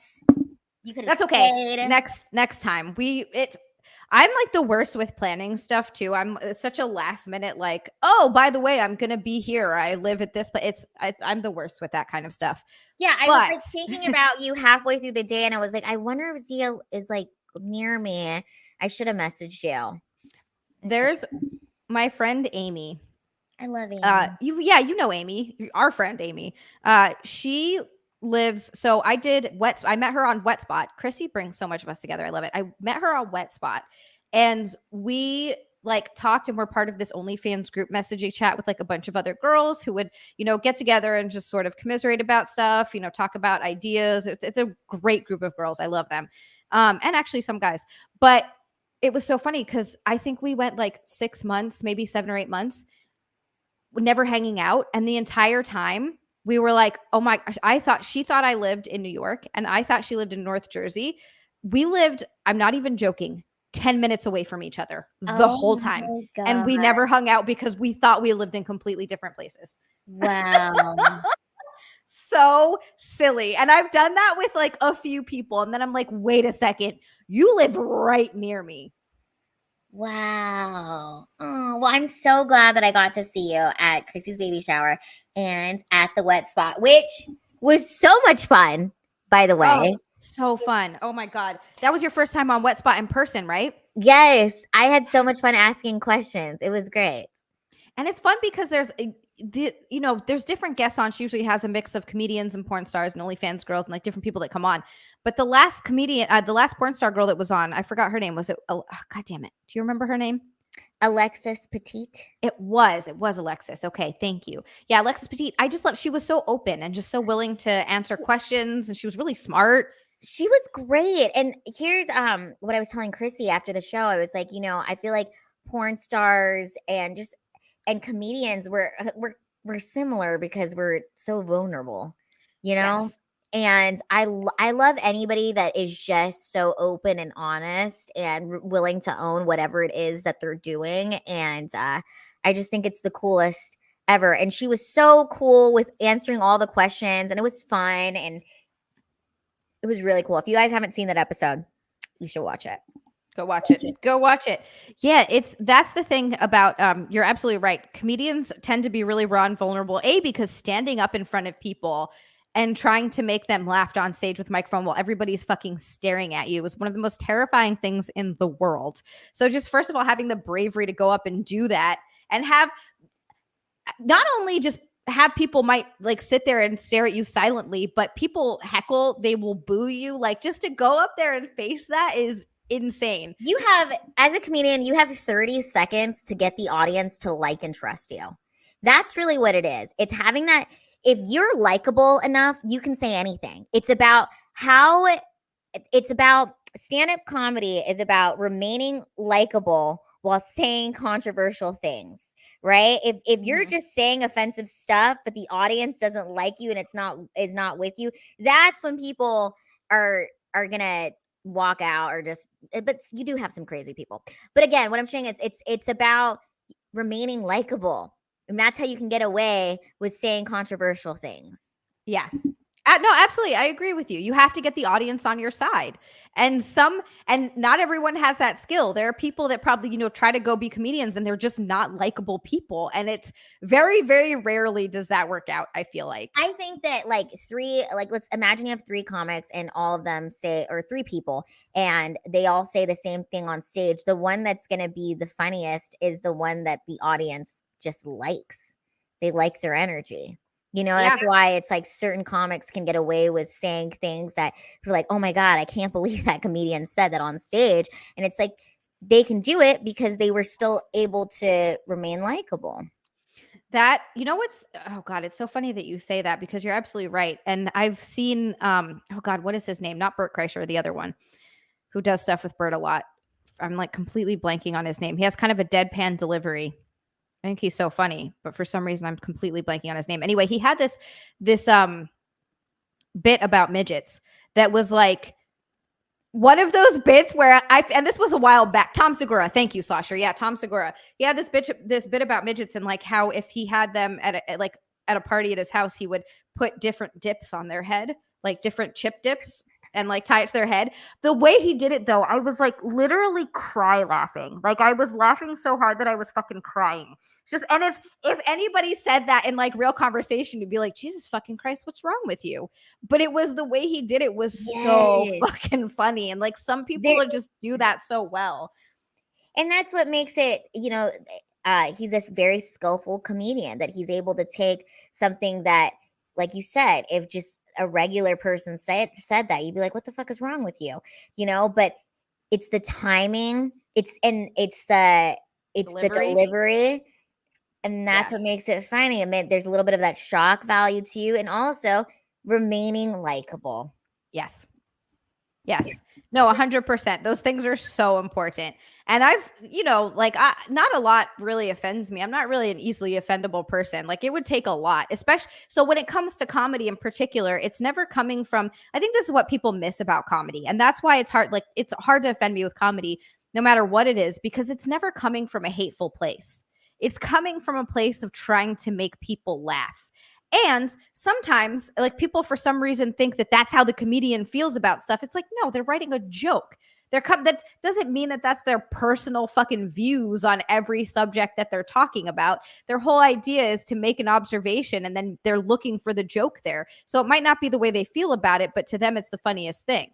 I also think, like, okay, the sign that to show that a joke is like really, really good for me, or like it's the comedian's very talented, is if you could say that joke in a room full of people that it would offend the most. Like, if you have a joke about somebody in a wheelchair, could you say that joke if everybody in your audience was in a wheelchair? Or is that joke only applicable if there isn't somebody in a wheelchair that's in the audience? Then you're making fun of them. You're not trying to laugh with them, type of situation. Yes. And also, that's why I think it's so important as a comedian to, like, what I like to do, Zia, is like, I'll gauge my audience. I'll look around, kind of scope out, okay, what type of people do we have here? Because if these people are paying to come into the comedy club, my job as a comedian is make sure that they leave and have the best time possible. I want to make people happy. It's like, my goal is never like, oh, how can I offend these people the most and like make them angry? That's not it. Like, for example, like, if I'm in a, I remember I was performing, this was about a couple months ago, and this lady was in there and she was in a wheelchair. And I said in one of my jokes, I'm like, wow, we have a VIP member in the audience. She came with her own, she's the only one who came with her own seat. So she's clearly better than all of you guys. And I feel like it's I saw that clip. Yeah, there's kind of a way to like do it where you can include someone and also uplift them, right? So it's not like I'm making fun of you, but we're also, I don't know, and people do things differently too. It's like, I also, like, there's a line in my stand-up where I say that I'm so grateful that I'm able to walk, right? But sometimes I remember I kind of changed it because I was like, I don't want her to feel not included if she can't be able to walk. So I'll say, I'm just grateful that I'm alive, you know? So I just think about, as a comedian, maybe I want to just think about, and it's not necessarily about, oh, I don't want to offend people. I want to make sure that I'm including everybody and not somebody doesn't feel excluded. Do you know? And part of the reasons that I became a comedian, I've told this story before, but I'll tell it on your stream, is 2 weeks before I started stand-up, I went to a comedy club at the Laugh Factory, and Adam Ray was performing, and he did a comedy bit about his midget friend, Brad Williams, okay? And the joke was about how Brad Williams was like fucking a stripper in a closet, and everybody was laughing. And I remember I was sitting there and I was feeling so uncomfortable because he had said the word midget. And I, in my insecurity, was thinking, oh my God, everybody around here is going to think I'm the midget he's talking about, when clearly he's talking about Brad Williams fucking a stripper, right? I felt so uncomfortable. And my friend that I was with, he told me, he was like, Lila, you should go up to him and you should tell him that this joke like offended you. And I was like, no, I need to go. He's a comedian. I need to go home and figure out what is going on with me internally that like that word is offending me. Like, what is going on with me that it's like, I can't be in a room where someone's saying that. And then 2 weeks later, I became a stand-up comedian, and I started just talking about my story and my journey. And for a long time, the word midget did make me feel uncomfortable because it's not like people were, I remember when I was walking in college, some guy like yelled across the way, oh my God, there's a midget over there. And it was more of this like laughing stock thing, right? Or I remember another time in college, this guy came up to me and he was like, oh my God, you're a midget. You need to meet my friend Tom. He's terrified of midgets, and this is going to be fucking hilarious if I bring you over to my friend. I'm like, no, this sounds like a dangerous situation. What if Tom punches me? I'm scared. Yeah. Oh my God. That's true. He could if he's terrified. Like, hello. Yes. So I remember I got on stage, and this was the first time I'm saying the word midget, and I'm making my own jokes to it, and I'm talking about having spina bifida. And again, before this, I never was open about the fact that I had spina bifida. So my first year into stand-up, I got invited to perform for the Little Women of LA. And I remember, right, you're familiar with the show Little Women? I've heard of it. I don't really know what it is. So just imagine for the audience, it's like Real Housewives, but everybody's a dwarf. So it's like dwarf women. And it's kind of, it was awesome. Yeah. It was a great show. Gotcha. And I remember I used to watch them in college, and they're all super hot, and they have families, and like they're just living their best lives. Right. So I was invited to perform stand-up for them. And I remember right before I was going to go on stage, I had this thought. I was like, Lila, are you going to say your midget jokes? Because you have a bunch of people in the audience who are little. Are you going to say your joke? And I was like, yeah, I am. And the joke that I did was, I'm not a midget, I'm Filipina. Okay, that's the joke. And it killed, and it was great. But after I got off stage, I went to go meet the girls, and I was so excited to meet them. And what I thought was going to turn into, wow, we're so inspired by you. It's so kick ass that you're doing stand up, and you're representing, and you're fucking talking about these experiences, turned into, you shouldn't be saying the M word.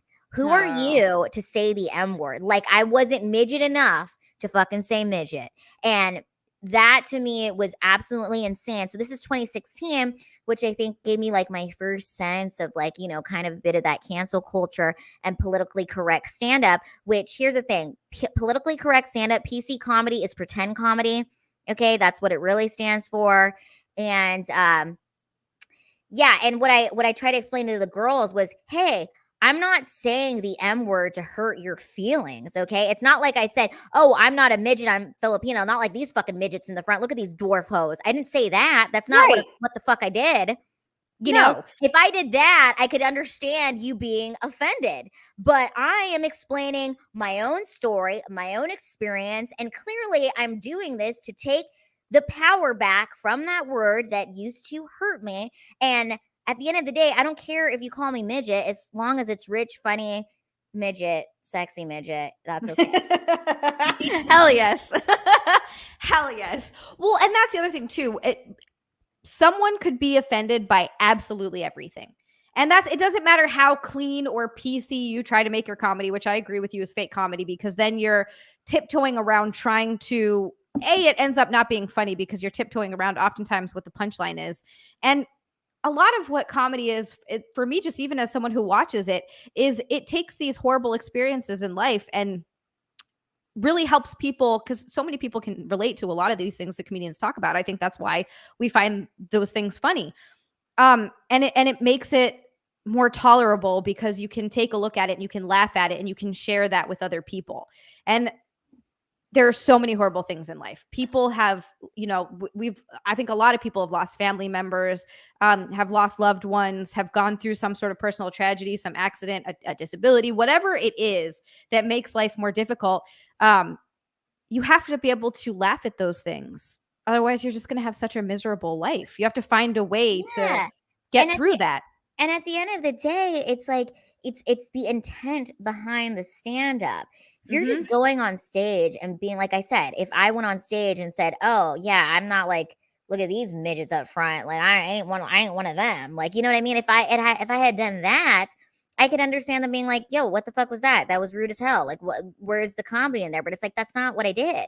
Yeah. And I think that people are so afraid now, and especially with like cameras, people just film you and post it, and there's not even the full context.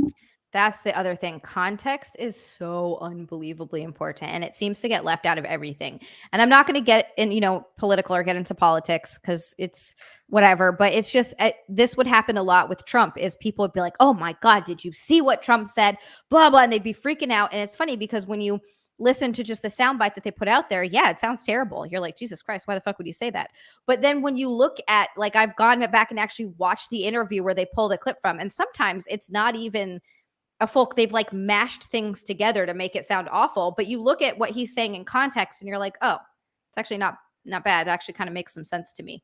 And it's so interesting because that happened. They did it to him, I think, far more than anyone, because they just hated him and they're like, let's fucking get rid of him. But they do that to everyone. They do it to comedians.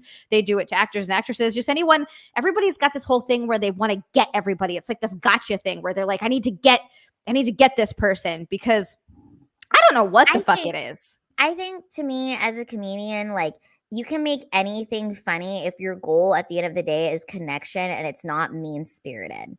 Okay, like, because I think there's people on Twitter who will write like really offensive, appalling things, and then they'll be like, "What? I'm a comedian." And it's like, no, you're not a comedian. That is not. You just wrote some heinous, awful, rude as fuck things with a mean-spirited, like, you know. And you know what I'm talking about? Like, anybody can even 100%. People, even like some of your haters or trolls, could be like, "Oh, I'm not a hater, Zia. I'm just being a comedian." It's like, no, you're being mean-spirited, you're being an asshole, and your intent is to hurt feelings. Okay. And I think a true comedian, the intent is connection, and it's not to hurt people's feelings. It's to make connections.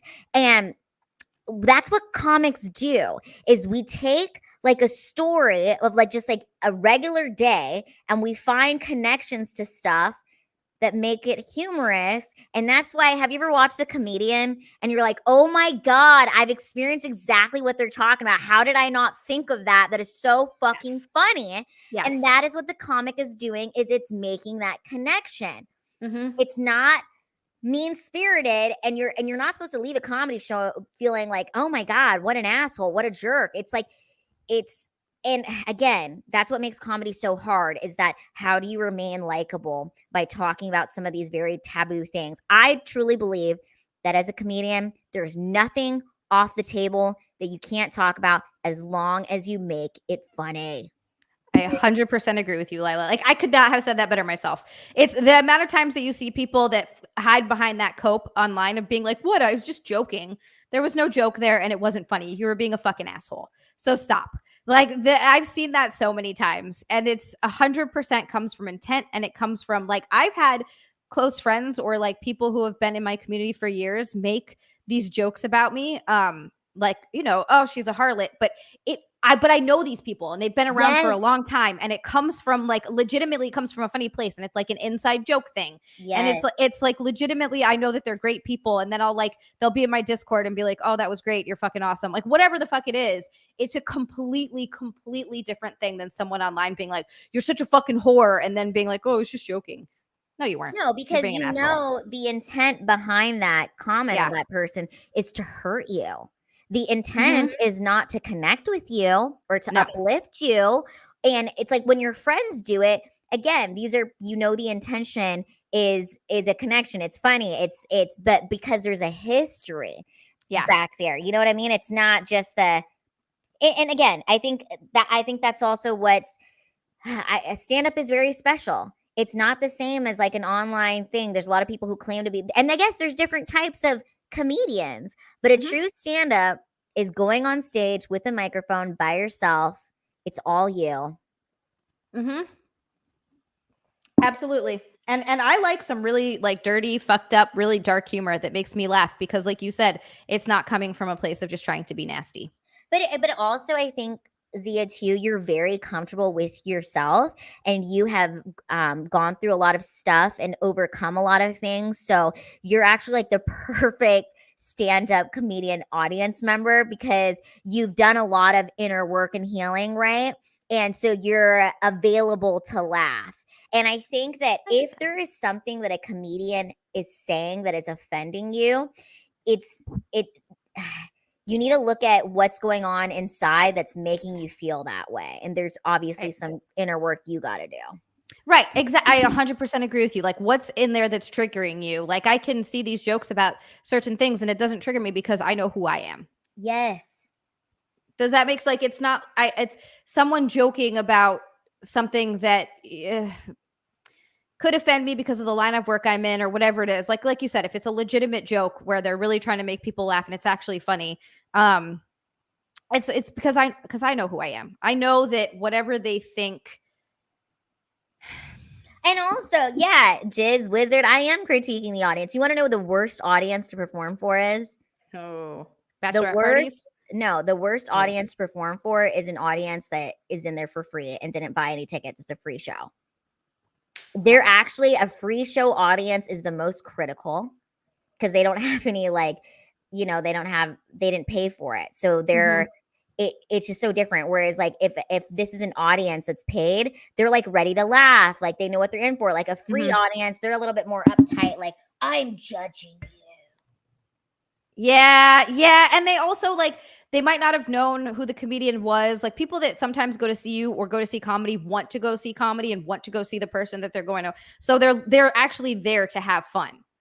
Yeah. And also, stand-up is the hardest form of public speaking, right? Because if you go watch like an inspirational speaker, just someone speaking on stage, if they are funny, you're like, wow, that's like, that was a cool thing. They happen to be funny. But as a stand-up comedian, it's like, no, we paid for you to be funny. We expect you to be funny. And you need to be funny every 30 seconds, and every minute there has to be a huge laugh. Like you can't just be funny in the half. Yeah, it's a whole, it's also, a dance. They don't realize sometimes with audience members don't realize that a lot of times comedians are working out material.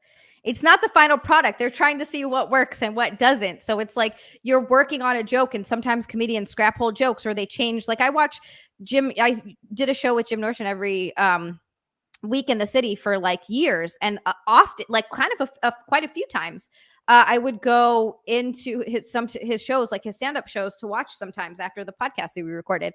And I've seen the evolution of it. So interesting because it would be kind of the same material, but I would see how he would change jokes and he would move things around and he would change the order of them or change the punchline based on, I guess, how he felt about it as he said it out loud, or maybe how the audience reacted. I've never like really picked his brain about it, but his act did change a lot just as he's working through his material.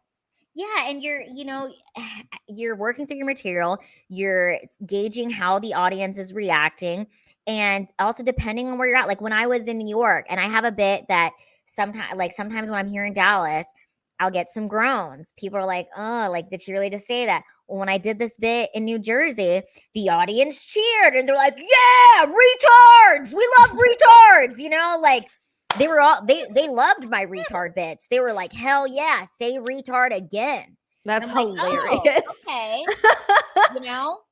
That's a good point. You're right. People from different areas, like regionally, the comedy has to change, right? That's a good point. That's a good point. Holy shit, that's so funny. Oh my God. But that's what I love about comedy. It's great. I love it. I'm so grateful that I get to do it. I'm so grateful I get to talk about it. I mean, I'm 8 years into it. If I could meet like the first year version of me, she would be so thrilled and excited that I get to do some of the stuff that I've done. And, like I'm doing a lot of the things that I used to dream of doing when I first started, like my first week into it. And it really, for me, it changed my life a lot because I got into stand-up because I wanted to be accepted, Zia. I wanted to be accepted and not looked at like I was different. And for me, I'm like, stand-up is the one place where I don't get pity laughs for having my disability. It's like either you're good or you're not. No one's going to fucking feel bad for me. Also, I can't play sports. I'm not the fastest runner. I mean, I can barely fucking walk, so I ain't running a track meet anytime soon. But stand-up is the one place where there is no cap. There is no ceiling for me. I can take it as far as I'm willing to put the work into it. And at the end of the day, it's all about how hard I'm willing to work and work on my bits. And I love that no one can take the funny away from me. Absolutely. Holy shit. Yeah. And you find a community. You find a community of comedians. You find a community of audience or supporters, fans, people that watch your stuff. And it's amazing the people that you're able to find and meet and connect with because of that. And I'm not even in the comedy world. And I don't know how I've managed to meet all of the amazing people I've met and work with some of the people I've been able to work with. There was this one point where I was meeting Jim for dinner in the city, and he had a show. I think it was a spot at the Cellar. think it was the seller. And I was sitting there waiting for him to be done. I was sitting there with Colin Quinn, and I was sitting across from Colin Quinn, and he was reading reading his material to me. He was like, this is what I'm working on right now. And he's like reading it from this piece of paper sitting across from me. And I was sitting there in that moment, and I was like, what the fuck is my life? How am I here right now? What am I doing? And it was just like, that was one of the weirdest, most surreal experiences literally of my life. And I kind of pinched myself, and I was like, I'm sitting across this fucking table from Colin Quinn, and he's giving me, he's like working out his material on me. It was so bizarre, and it was so cool. And it's such an amazing community of people that and like meeting Chrissy and then getting to meet you. Like I don't know how I got so lucky, but comedians are some of the most wonderful, lovely people I've ever met in my life. Well, Xia, you have such great energy. You're beautiful, but you're such a good hang. Like, you're fun to be around. And your good energy is what has attracted so many wonderful people to you. So don't ever discredit yourself. You are a good hang. That's why you have so many fans who love and want to support you. And I just hope that your stream continues to blow up and grow, and that you're able to accomplish all of your dreams and have the biggest boobas ever. I love you so much. God, you're so sweet and kind. Holy shit. Thank you so much, Lila. People compliment me. I get all squirmy, and I got to like move my body. I am so lucky. And speaking of lucky, I'm going to get through some of these super chats that some of these wonderful, incredible people have. Like, seriously, sometimes I look at my streams and I'm like, I don't know who wants to watch and support this insanity as I'm like tweaking out on my streams by myself, but they do. And I'm so fucking thankful. So fucking thankful. So we got another 5 from, I did this one already. 5 from Tickle King, but you know what? Tricky one more time. Boob poke. Yeah. Boob poke. Little boob poke. Booby poke. Thank you, Tickle King. I hope you're enjoying your steak fajitas. We also got 5 from Nicola Vasilic. I don't know if I'm saying that correctly at all. Hold on. I got to make sure nipples aren't popping out. We're good. We good. Nicola Vasilic, thank you so much for the super chat. He says, I would roll around on the crackers and chocolate, say, lick it off. All right. Look, if you're willing to let me stay in bed, if that's what it takes. No, I'm just kidding. I would do that though, because then it would just be like another treat. Saw with 2. Saw said, thank you so much. He said, Lila, if you come to West Pennsylvania, I will come. Oh, okay. I will add it to my tour. We're manifesting it. It's gonna happen. And then I'll bring too. Yeah, I was gonna say I'll go too. It's not that far for me. So hell yes. We're doing it, Saw. We're doing it, Saw. Slasher with the 10. Slasher, thank you so much for the golden shower, boy. And then I love this because we've been talking about comedy for a while. So all of these are like pertaining to what we're talking about. I used to go to live comedy, but now with people recording stuff and hate speech laws in Snow, Mexico, comedians are afraid to take chances here. Hope to see you live one day, Lila. So Slasher's in Canada. And you will. It'll happen. And also, Xia, when I have my private jet, you could just come hang out on it. All right, guys. Also, same Z. Fuck yeah. That's going to be so fun. That's going to be great. That's the shit you have to put out there. It's going to happen. I'm going to be able to we're going to get to that point. You just put it out there, and then you keep working towards that goal. Those are the things that you do. Why not? You know, we got one life. Why not dream big? Fuck yeah, that's what I did with these boobs. I was like, bigger, make them bigger.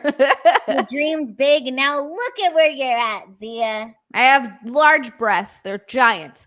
So yeah, Slasher, that does suck though in Canada, where there's like these hate speech laws where comedians can actually get arrested for telling jokes, which to me is insane. Absolutely fucking insane. Sasha, you got to come down to well, I know that you were just in the US, but you got to come down to the US and do a comedy tour. That would be really cool. Yes.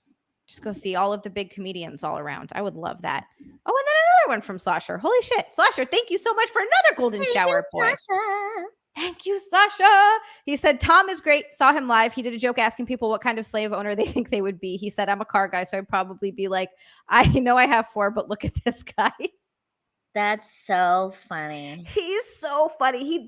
He does really like shit like that. Like, he shouldn't be able to say stuff like that, but he does that so fucking, I mean, you should is my point, but is like a normal person can't get away with talking about owning slaves, but he's so funny. I love Tom so much.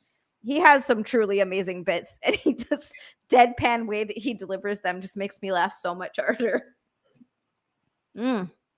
Sasha, thank you so much. Yeah, I love Tom Segura. I want to see Tom Segura live. He's on my list of people. I've never been able to see him live.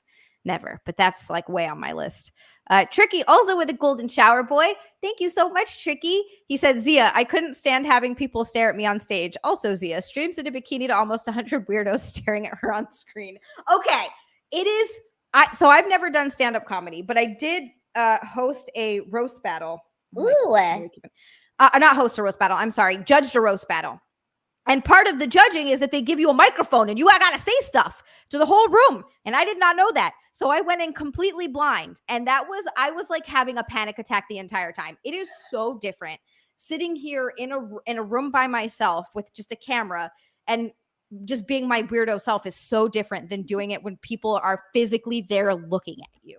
And Zia, that's also what I truly appreciate about you too, is that you like recognize and understand that doing a stream is so different than having a microphone and having everybody that's watching on stream in person, sitting in chairs, staring at you with bright lights, and it's really there, you can't really see them, and it's hard to get through the silence, and you're like, there's just a lot.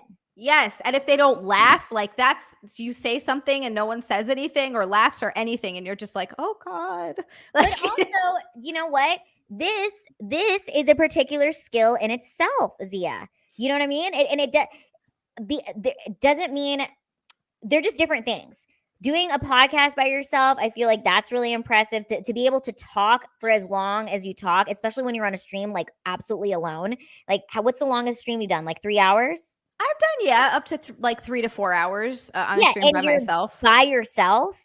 You have to have a lot of personality and a lot of likability to have people wanting to continue to come back. So again, you have really good energy. Thank you, God. That makes you always make me feel so good, Lila.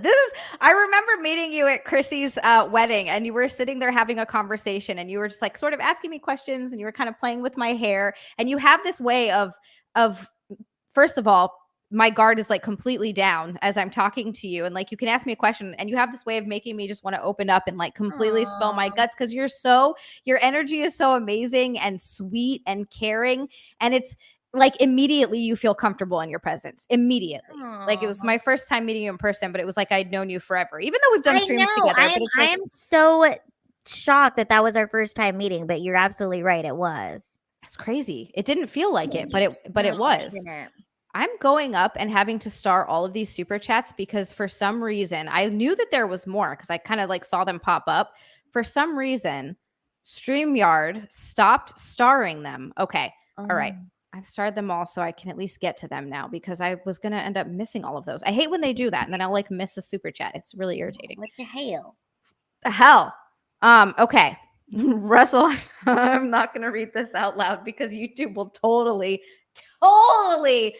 flag me for, you like cannot say the N-word on YouTube. They freak the fuck out. It's so ridiculous. Probably can't say the J word. Like they get, I mean, I guess you could risk it if you wanted to, but like for whatever reason. You could say a moo, a mozzer, and a pally. And there we go. A moo, a mozzer, and a pally. Y'all know what we're talking about. A wink. Yeah. A wink. Jason Webster with 5. Jason Webster, thank you so much. He said, hi, Zia. I hope yourself and Lila have enjoyed a great week. Thank you. I have. Thank you, Jason. I hope you've enjoyed a great week as well. I do. And we got Nicola Vasilik for 2. I'm going to dream big about that photo and text. Wait, which one? Are we talking about the one of you in crackers and chocolate? Is that the one, Nicola? Is that the one? Nicola, thank you so much. And then 5 for medieval syphilis. Oh my goodness, you guys are incredible. There's so much sand up my Netherlands from Waikiki. I don't know when I'll go number 2 without pain. Thanks, Zia, you islander biatch. Love you, Lila. Oh, Zia knows this, but maybe the fans don't know. I was actually born in Hawaii. We're both Hawaiis. We are. We're both Hawaiis. And you were born on Oahu, right?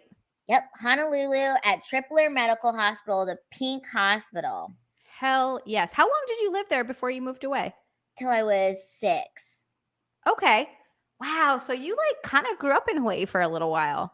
The first 6 years of my life. The first 6 years of your Yeah. life. Do you remember a lot of it? Oh yeah, I remember going to the beach all the time. I remember if Yeah. I wanted to go to the beach and my mom didn't want to take me, she'd put me on the phone with like a lifeguard and they would say that, "Oh, sorry, the beach is closed today because there's a shark." And I was like 4 talking to this lifeguard. I'm like, "Okay, I guess we can't go to the beach." Oh, wow. Your mom was slick. Your mom was slick as hell. All She right. also, the same That's person who pretended to be a lifeguard also pretended to be Santa Claus. It was my Uncle Bob.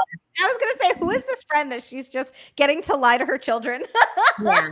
That's so funny. Yeah, I do specifically remember talking to Santa and being like, "Oh my God, I cannot believe I just talked to Santa. That's so crazy. I must be really special." That's really cute. That's so cute. Medieval syphilis. I'm sorry you got sand up there. And let me tell you right now, when you get home, if you're not home already, it's going to be with you forever. Just so you know that. You're going to have pieces of sand from Waikiki in your butt and in your clothes and in your bed for the next 5 years. So I apologize in advance for that. Russell Hall with 2 says, Lila, when has the ceiling ever been a problem for you? That's real. That's real.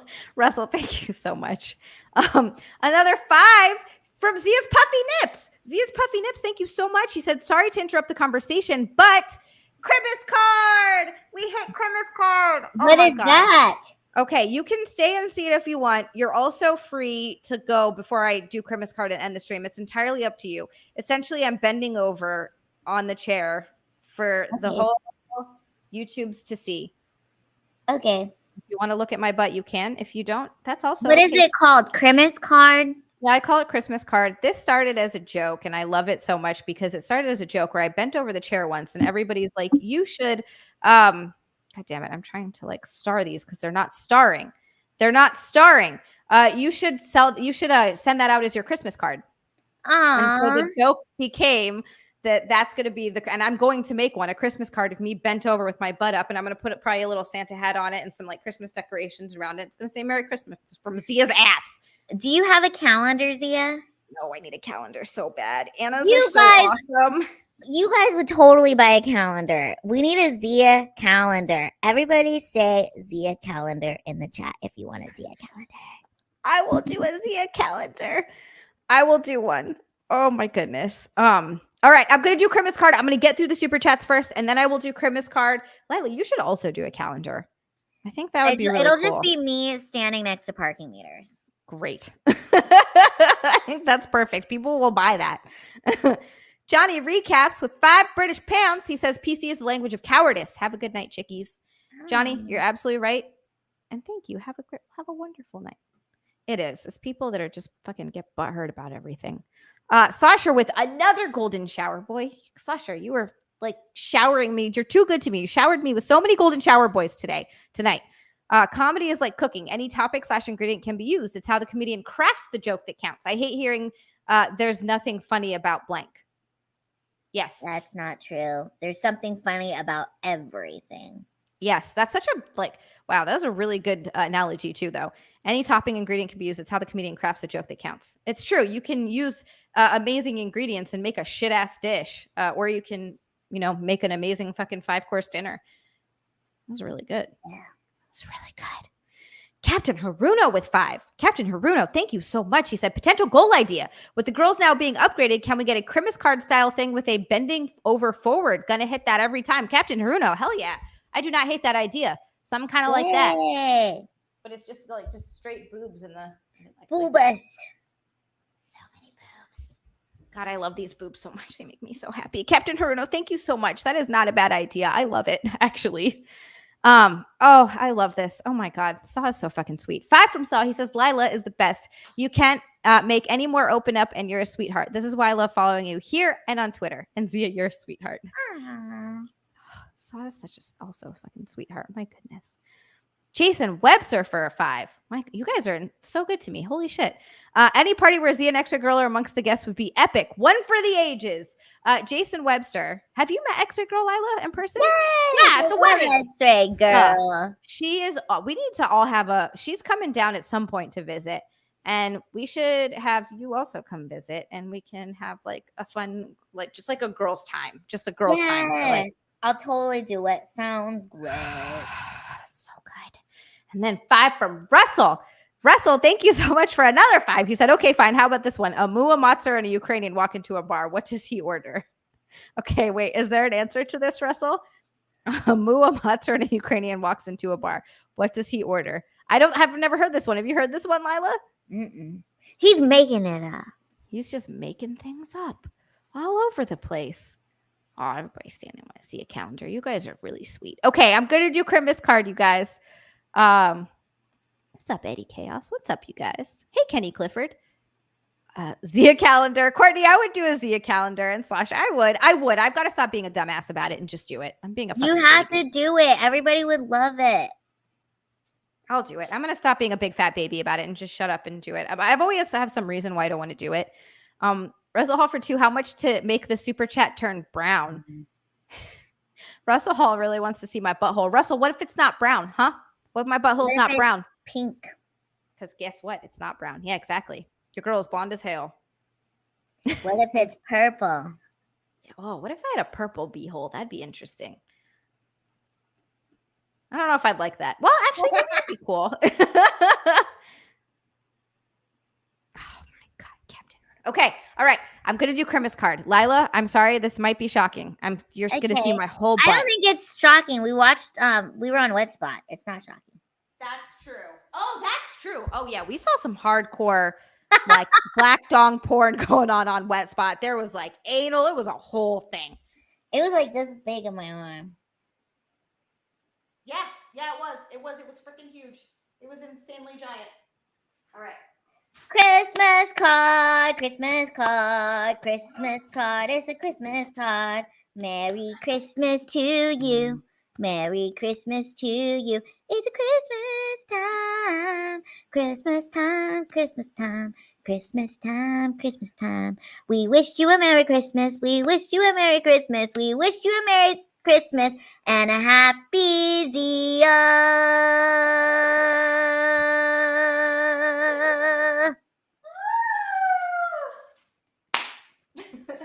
Yeah. Like I probably wasn't supposed to be doing that, but oh!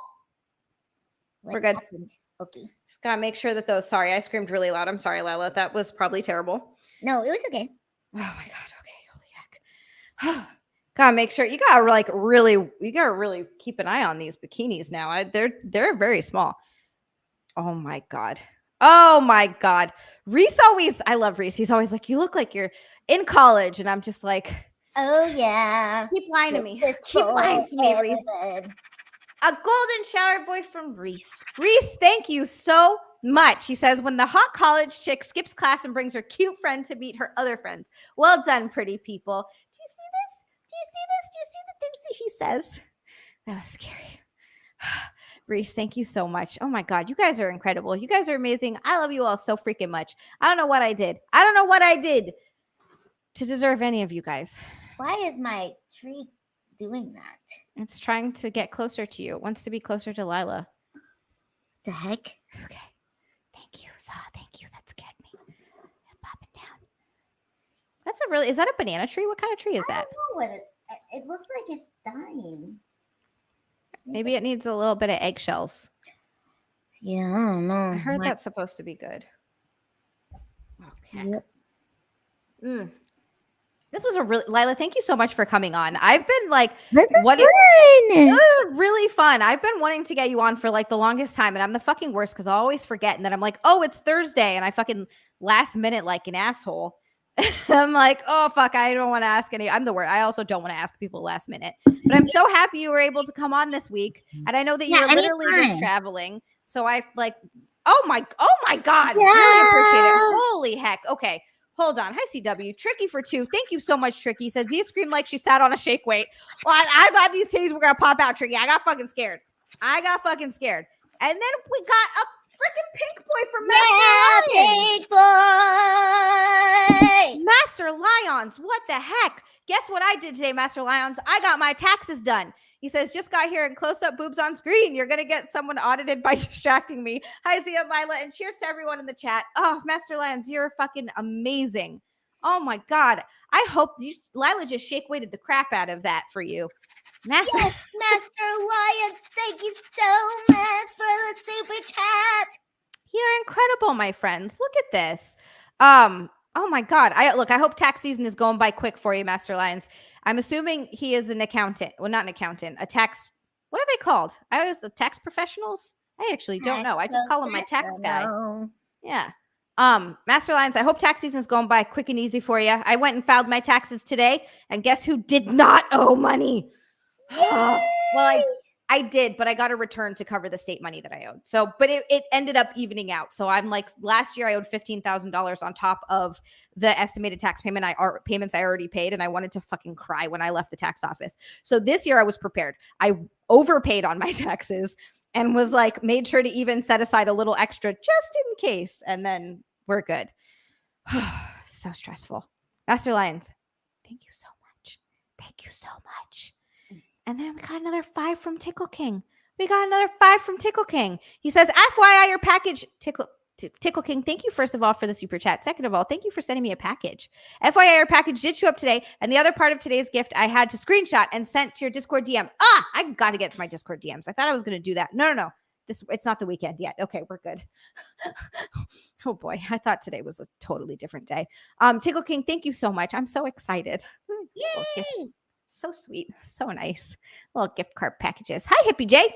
What's up? Bye, disease. 2 from Saw. That is why I DM'd Lila last night. I know Saw very, very kindly was like, hey.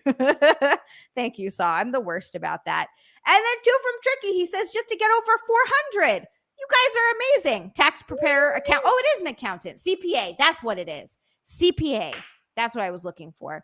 Tricky, thank you so much to get over 400. That means I have to do squats, guys. It's squat time. Squat time. I'm going to do some squats as I scratch my butt. It was under my butt, guys. You still paid the same $15K, right? Russell Hall, I did, but I at least paid it over the year, so I don't owe $15,000 altogether. That was what sucked about it. I wasn't prepared for it. I didn't have the money, so I had to make payments for the entire year. It was the worst. It's the worst getting and then being like, cool, now I'm $15K in debt. But also, I didn't still pay the same $15K, Russell. I didn't, because guess who filed as an S corporation this year? Yeah. File as an S corporation. I cannot tell you how much that helped. That helped a fuck ton. Hi, Nellium. But yeah, paying it over the year and planning on it is a lot better than owing $15,000 immediate. That's the worst. The fucking worst. All right, squat time. I gotta do squats. Squats. How many? 10 from the front and then 10 from the back. Okay. These are my first squats in 5 weeks. What? 5 weeks, yeah.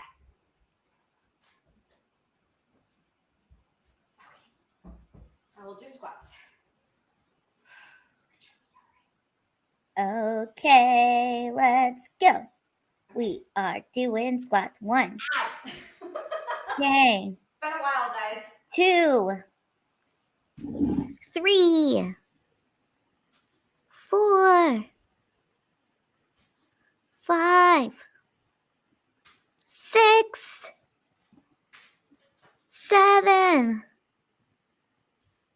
8. 9. And 10. 10 from the front. Okay, and then we have to do 10 from the back. 1, 2, 3, 4, 5, 6, 7, 8, 9, 10. Oh yeah, 20 squats. That was great. You're very strong. Thank you. That feels like forever. Forever. That was awesome. You're so strong. Oh, I love you. Thank you so much, Lila. That was really hard. Yeah, I Whew. cannot do that. Holy Can't moly. do that many. That was my first like real exercise since before the surgery. Hi, Sean. Okay, that was good. It's gonna take me a minute to catch my breath. Sorry, guys. Sorry, everyone. Yeah, the Escort Master Lions was like a fucking game changer this year. A game changer. Tricky. That just makes me laugh because it's like Count Chocula. Why not set it aside as an interest-bearing asset? How do you do that, Russell? Like, is it like something that you can gain interest in, but then pull it out without paying taxes on it? I don't know how that works. Tell me more, Russell. Tell me more. DM me. How does this work? How does it work? Okay, I did put it in a savings account or money market for the year gets you interest. Interesting. Okay. All right. I've never done that. I mean, I put it in a savings account. That's what I do with it. But I don't know what a money market is. Is that just like S&P 500 or something like that? Interesting. Hell yeah, Saw. Hell yeah, in hot water. Oh, Lila, you did in hot water for the first time too when you were out here. Yes, I did all the shows, and I'm gonna have a vlog that's gonna come out. Maybe I'll put it out on Monday because it's like, you know, my Monday at Compound. But I filmed everything, and it's like a 15-minute fun vlog, so you guys can watch the day with me. I'll put it out on Monday. I think that's a good idea. Hell yes, that's a great idea. Well, actually, since we're talking about it, Russell, that's a good point. But I do still kind of have to pay it quarterly, right? Anyway, sorry. I'm like now with taxes, and I've like taken some of the advice that I've gotten over the past year, and I'm still learning because this is only my second year as an LLC. There's still like a ton of stuff I'm learning, but this past year was as I filed as an S corporation and was more on top of these certain things and was really good about writing stuff off. It was far better. So if there's like any other advice, I'm all ears. But anyway, guys, Saw in the chat. Yes, thank you. Saw's already dropping. Go follow Lila on YouTube. Lila, where can everybody find you? What kind of stuff do you have going on? Tell the people everything you've got. You guys can find me at lilahart.com, but just subscribe to my YouTube channels, which is Lila Harts and also Late Night Lila. Do you have any dates coming up? I do not have any dates coming up, but I'm actually going to be hosting tomorrow night at TK's Comedy Club in Addison. So anybody in the Dallas comedy area, come out to TK's. It's a really nice comedy club in Addison, and I will be there hosting, and we can hang out in the real world. But yes, please subscribe to both my YouTube channels. I do not have like set shows, but just put on that notification button. You guys will know. Okay, perfect. Guys, go support Lila on everything because not only is she fucking an amazing person and so sweet and lovely and warm, she's also hilarious and deserves all of our support. So please go on everything that she's got, YouTube channels, any dates that she has, lilahart.com, you said, right? Yes. Oh, yes. This is my princess crown. We got to get you one of these, Zia. Ooh, I would love a princess crown. It's so cute. It's cool. So cute. Oh my God, that look fits you perfectly. I love it. Because you're a princess. I'm a princess. You're a princess. I think we all need that. Usually I'll go through and like thank all the super chats, but I won't do that tonight because there's 57 of them and we have a lovely guest.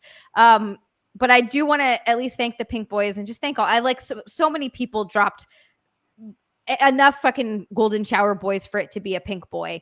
And then Tricky and then Russell basically said, I think a very similar thing. Russell, thank you so much for the super chat. That's 5 from Russell. He says, you're intentionally overpaying quarterly. Thank you for super chatting and then giving me advice. You're amazing. Instead, take what you would overpay and set it aside to accrue interest. It won't be much, but fork them. No, look, I'm totally willing to do it. That's what Tricky said too. So I didn't know that you didn't have to pay quarterly. I'm more than happy to keep that shit sitting in an account for the full year. I don't know why I did that. That was super weird. I love all of you so much. You're incredible. This was the first squat channel, the squat goal that we hit since my surgery. And now I can exercise again. They're forcing me to get back into shape. You guys are like way too good to me. It's insane. I love you all so much. I do just want to thank again everybody. Like honestly, Courtney Russ, you started us off with a golden shower boy backhand, starting us off with golden shower boy love and hugs.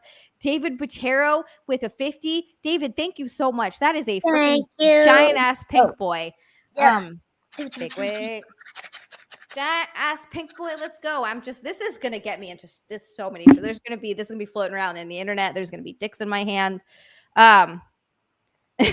Chris Thompson, Saw, Healer, Tricky, push-ups again, Zia's puffy nips, Slosher. I know you had to have, between your orange boy and all your golden shower boys, had to have at least dropped a pink boy, probably more. Saw, same with you. You've dropped so many tonight. Salahoos, thank you so much. Oh my God, I think I missed this one. Did I miss this one? Salahoos, if you're still here, I'm so sorry. I don't remember. This is why sometimes I go through after if I read this or not. Mortgage sucks. Yes, it does. I'm about to take the cats and move into the shed out back and rent this mug out. Sock cuckas. Salahoos, oh my God, I'm so sorry if you're not here. If you are still here, I apologize profusely. And also, yeah, mortgage fucking blows. I'm with you on that. I'd live in a shed and rent this place out. I'm not even gonna lie about it. Tricky dropping golden shower boys and fucking orange boys also has to at least be over a freaking pink boy. You guys are insane. See his puffy nips again. Tickle King dropping so many fucking golden shower boys. Russell Hall dropping 5s and 2s all freaking night. Saw again. You guys are just medieval syphilis. I hope you enjoyed your time out there. Tickle King, Nicola. I'm seeing all these names over and over again because you guys are insane and amazing. Jason Webster. See all of these names over and over. You guys are incredible. Johnny Recaps, Chris Thompson, Slash again, Captain Haruno, Saw, Jason Webster, like so many you guys. Russell again. Reese, you guys are incredible. Master Lions again with a freaking pink boy. Master Lions, you're absolutely amazing. Seriously, thank you. Thank you. All of your support means so much to me, you guys. I just want you to know that. I just want you guys to know that. Like, okay. And then Courtney Russ with another golden shower boy. I just read his name and he's dropping more golden shower boys. Sweet dreams, Zia. Lila, you were amazing. Aww. Oh, I could not agree more. Courtney, thank you so much. You're amazing. God. And then Russell with another 2 says you do have to pay quarterly, just don't overpay. Gotcha. I got what you're saying, Russell. I'm picking up what you're putting down now. It took my brain a minute to catch up, but we're there. Thank you so much, Russell, for that and the advice. And look, you're absolutely not wrong about that. Good night, all of. Oh, and backhand, by the way, I probably passed right over that. Backhand, not only with his love and hugs, but he gifted 5 heathens tonight. And then another 2 from Tickle King. Thank you, Tickle. Thank you, Tickle. That was really cute. Yeah, I want you guys to know that your support means everything to me. It's literally, and I said this yesterday, I'll probably say this again many times, but on Tuesday, I mean, your support is the reason that I get to keep doing this. You guys are so fucking good to me and amazing. And I just love you guys. Puffy Nipsies, Puffy Nips for another 2 said, thanks, gorgeous Zia. Check my prof.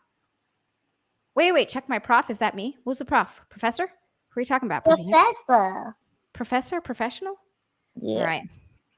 I love you guys. Please enjoy the rest of your night. Please get 8 hours of uninterrupted sleep. But before you do that, make sure you go sub to all of Lila's stuff, because if you don't, I will haunt your dreams. Also, if you guys are new to the channel, my YouTube profile. I'm a silly goose. I can't do that from StreamYard. I'll have to do it when I leave a comment, Zia's Puffy Nips, and I'm going to go look at it. Just leave a comment in this video because it also does help out with my algorithm. And hit the like button and hit the subscribe button if you guys are new to the channel. I think I'm like right at 7,500 subscribers. Yay! I want to get to 10K. I'm going to start doing video content too. I've been a real bitch ass about that because it takes time. But anyway, good night, all of you. Good night. I love you. Bye. Oh shit, I got to hit end stream and wave at the same time. Okay, bye. And it always takes like a couple minutes and I'm just like, not a couple minutes, but like